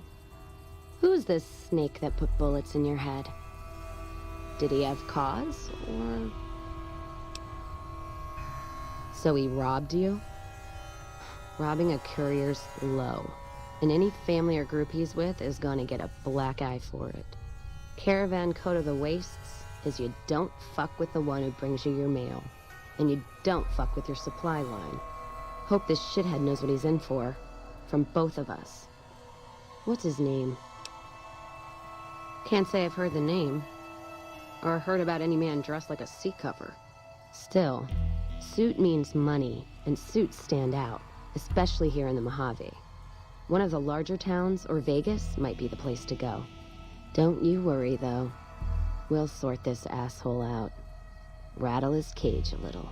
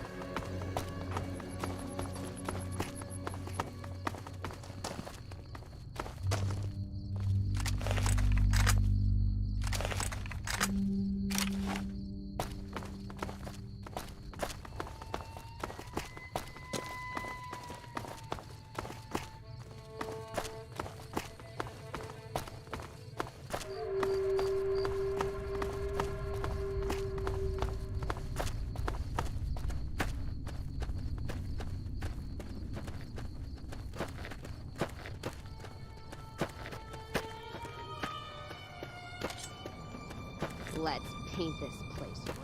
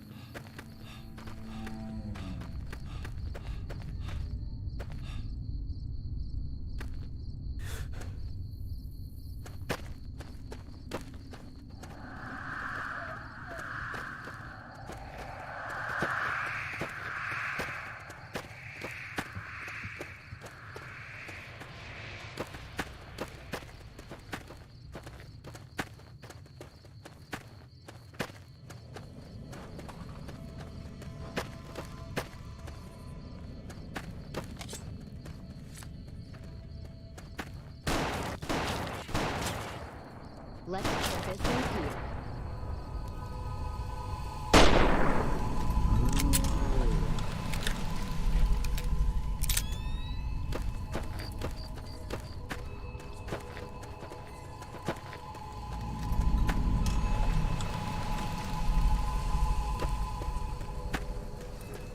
Caravan of two now.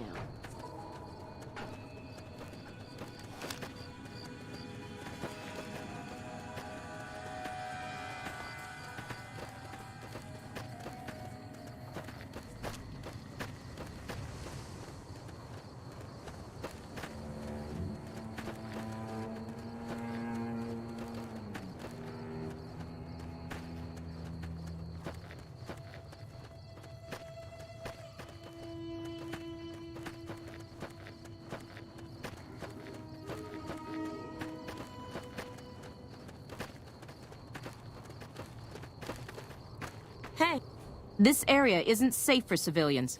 You don't want to get caught by the Great Khans. Keeping watch on the Great Khans, mostly. They usually stick around Red Rock Canyon, but at least one large group left recently. We called it in, but haven't heard anything about any Great Khan incidents. Whatever they're doing, they're keeping a low profile. Tough, independent, and as ruthless as they come. They're holed up in Red Rock Canyon, and it's this station's job to keep an eye on them. Be careful out there.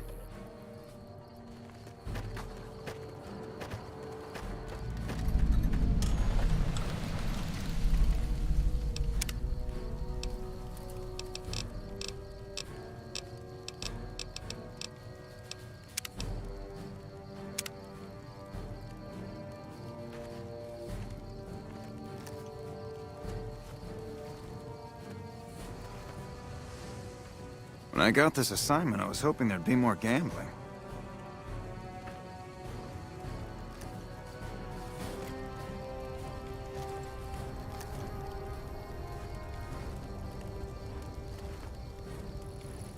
You're here for the money.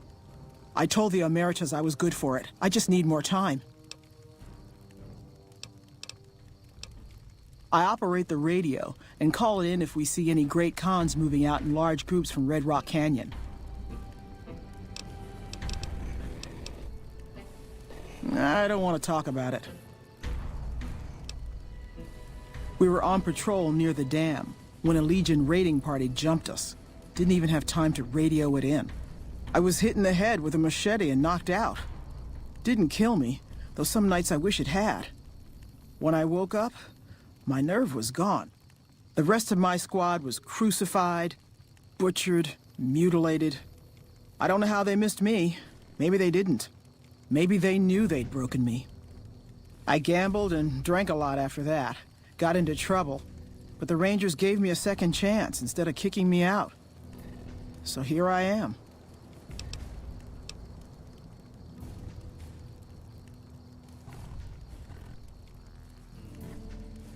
Maybe. But thanks for saying it anyway. I talked to the cashier at Gamora into forwarding me some chips. I was convinced I was due for a hot streak. It didn't go so well. The Emeritus were nice and said they'd give me some time to pay them back.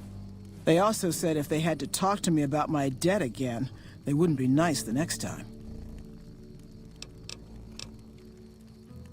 Oh, well, yeah. I can do that. Thanks. Watch out for Great Khans.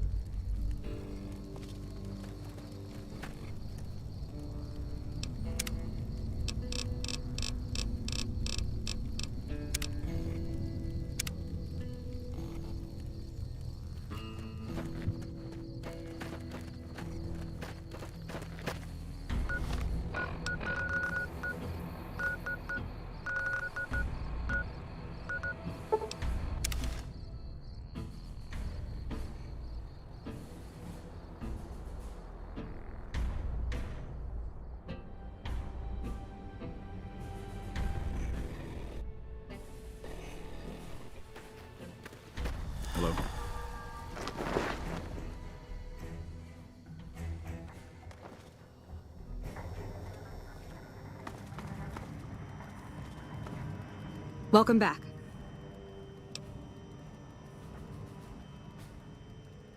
The station's been silent for quite some time now. I guess this confirms what we've all feared. Thanks for letting me know. I'll switch over all radio broadcasts to the new encrypted channels. This ought to help us stay a step ahead of any spies. Before you go, I've got another job available. We've received some disturbing reports from some of the ranger stations. Heavy casualties at Alpha, super mutant legionaries at Delta. The weirdest one has to be the Great Khans and their trained death claws at Foxtrot. These reports can't be accurate, can they? I know you've already been out there, but could you do me a solid and confirm these reports with the rangers who sent them in? Nothing is severe. Charlie seems to be getting a lot of extra medical supplies for some reason, while Bravo hasn't requested a resupply in a while. Echo has been reporting heavy Legion activity down on their end, but that's about it. Thank you, and good luck. Bye.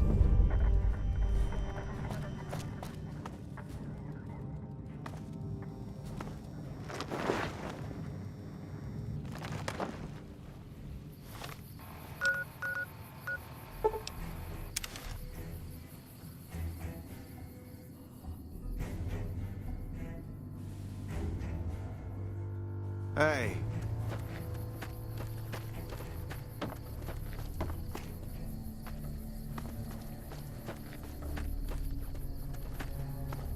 No sudden moves and you and I will do all right. What do you want?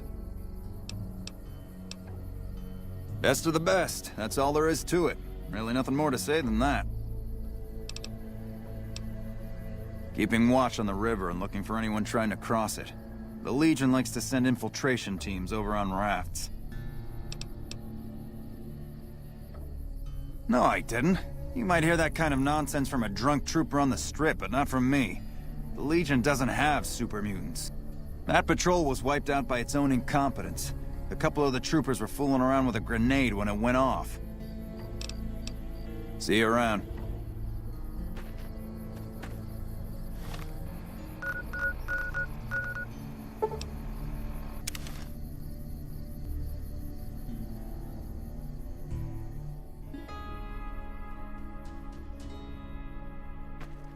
Hello. Yeah? Yeah, it's a damn shame. There was a lot of talk about expelling her from the Rangers, especially once the gambling and drinking started. Being posted here is her second and last chance, and so far, I'm not impressed. Link's jumpy all the time, and the others are sick of it. You must be mistaken. I haven't filed any report like that. Trained death claws? I would have remembered that. If someone is saying I filed that report, that's a load of crap. I won't have my name attached to a clerical error. Be careful out.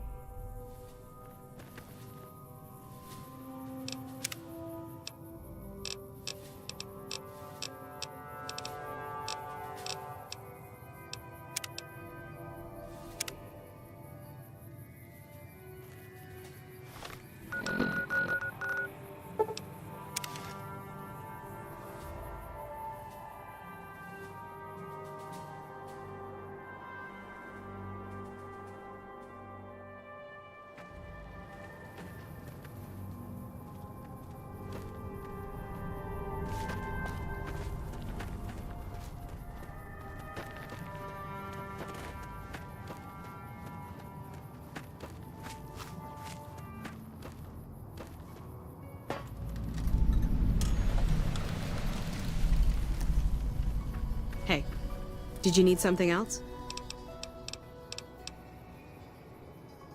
High casualties? We've had one broken ankle, but nobody at this post has died.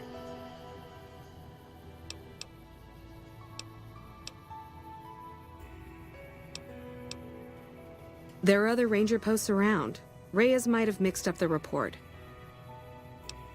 Any injury, illness, or death gets radioed to Ranger HQ at Camp Golf. Chief Hanlon and his aides compile the reports and assign reinforcements as needed. And they're not needed here.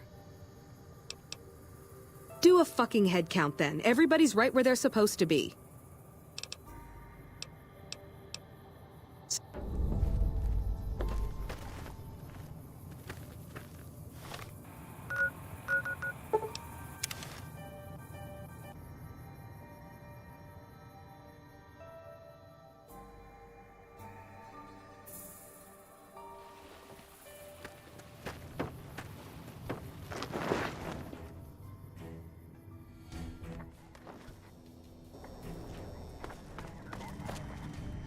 Welcome back. I knew it. Every one of the false reports was signed off by Chief Hanlon at Camp Golf. But why would the Chief manipulate the reports? I need you to take everything we found to Chief Hanlon and confront him with it. I don't want to make this public unless we have to. Bye. Hello.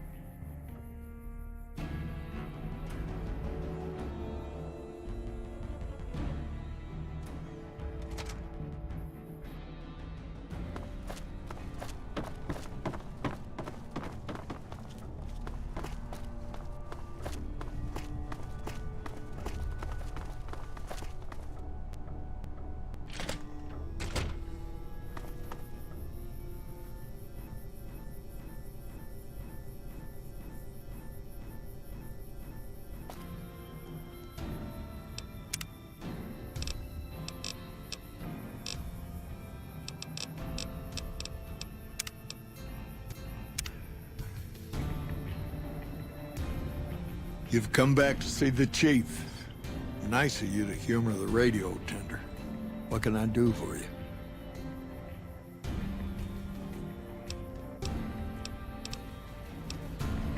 Hold on. If we're gonna have this conversation, let's go somewhere more private. Don't worry, not much bite left in this old dog.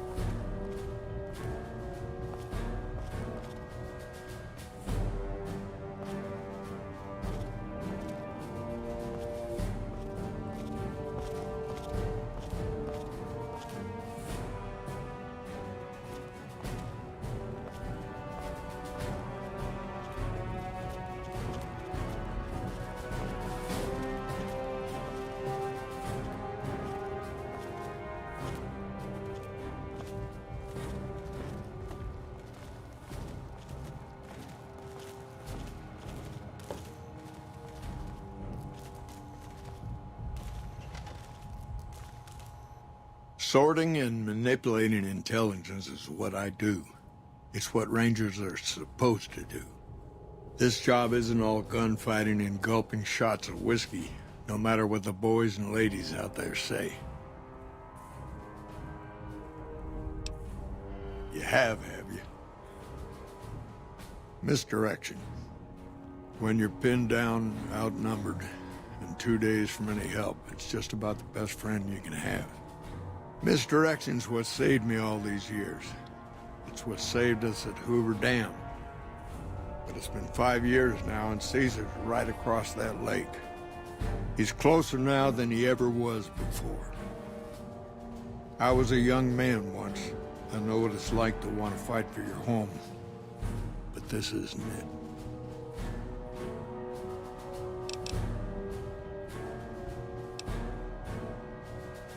People back home don't listen. They don't care. Senators, Brahmin barons, folks who are just trying to make it from day to day. It's been so many years that people forget about it. Conscription brings in fresh troops that die here every month, like it's routine. And even if we hold this dam, what then? Are we gonna send the NCR's men and women to die here for another 5 years? 10? Patrol the whole length of the Colorado for hundreds of miles? Holding this dam, it'll be the death of us. We're fighting on their behalf, but Mr. House and the families are stringing us up inch by inch. They'll drain us dry while we fight and die over this dam. We offered them sanctuary in NCR territory before, but they won't listen. Troopers and rangers have been dying here for more than 5 years while the families sit pretty behind that damn wall. It's never gonna end. This fight with Caesar. People back home don't know what these young men and women are in for. The Legion is the worst enemy we've ever faced. But we can't stop Caesar here. Not without getting a lot of good people killed. More than anyone cares to count up. But even if we do stop him, I don't see how we're ever gonna be able to pull out. First thing that comes to mind is to turn me in. But that might not be the best play, all things considered. Even if your heart's in the right place, I reckon it might do a lot more harm than good. Oliver can't stand that Rangers got credit for victory at Hoover. Whatever I recommend, he does the opposite. I said I wanted us on the ridge. He put them right on the western part of the dam itself. We don't have enough firepower to hold that spot. If the troopers fall back, and they will, the Rangers will advance to cover Oliver's retreat. We lose the dam, Oliver and the center are ruined. Rangers are volunteers. Every man and woman who signs up is willing to die for the NCR, myself included. A lot of this is my fault. It's only right that I stand with them.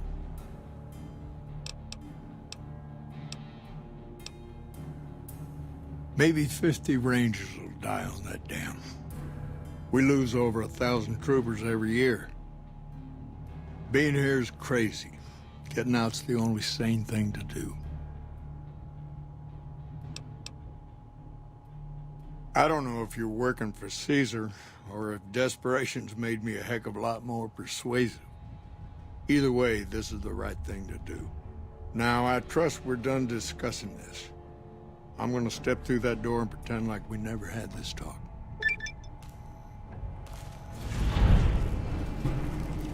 I don't believe there's anything left for us to talk about.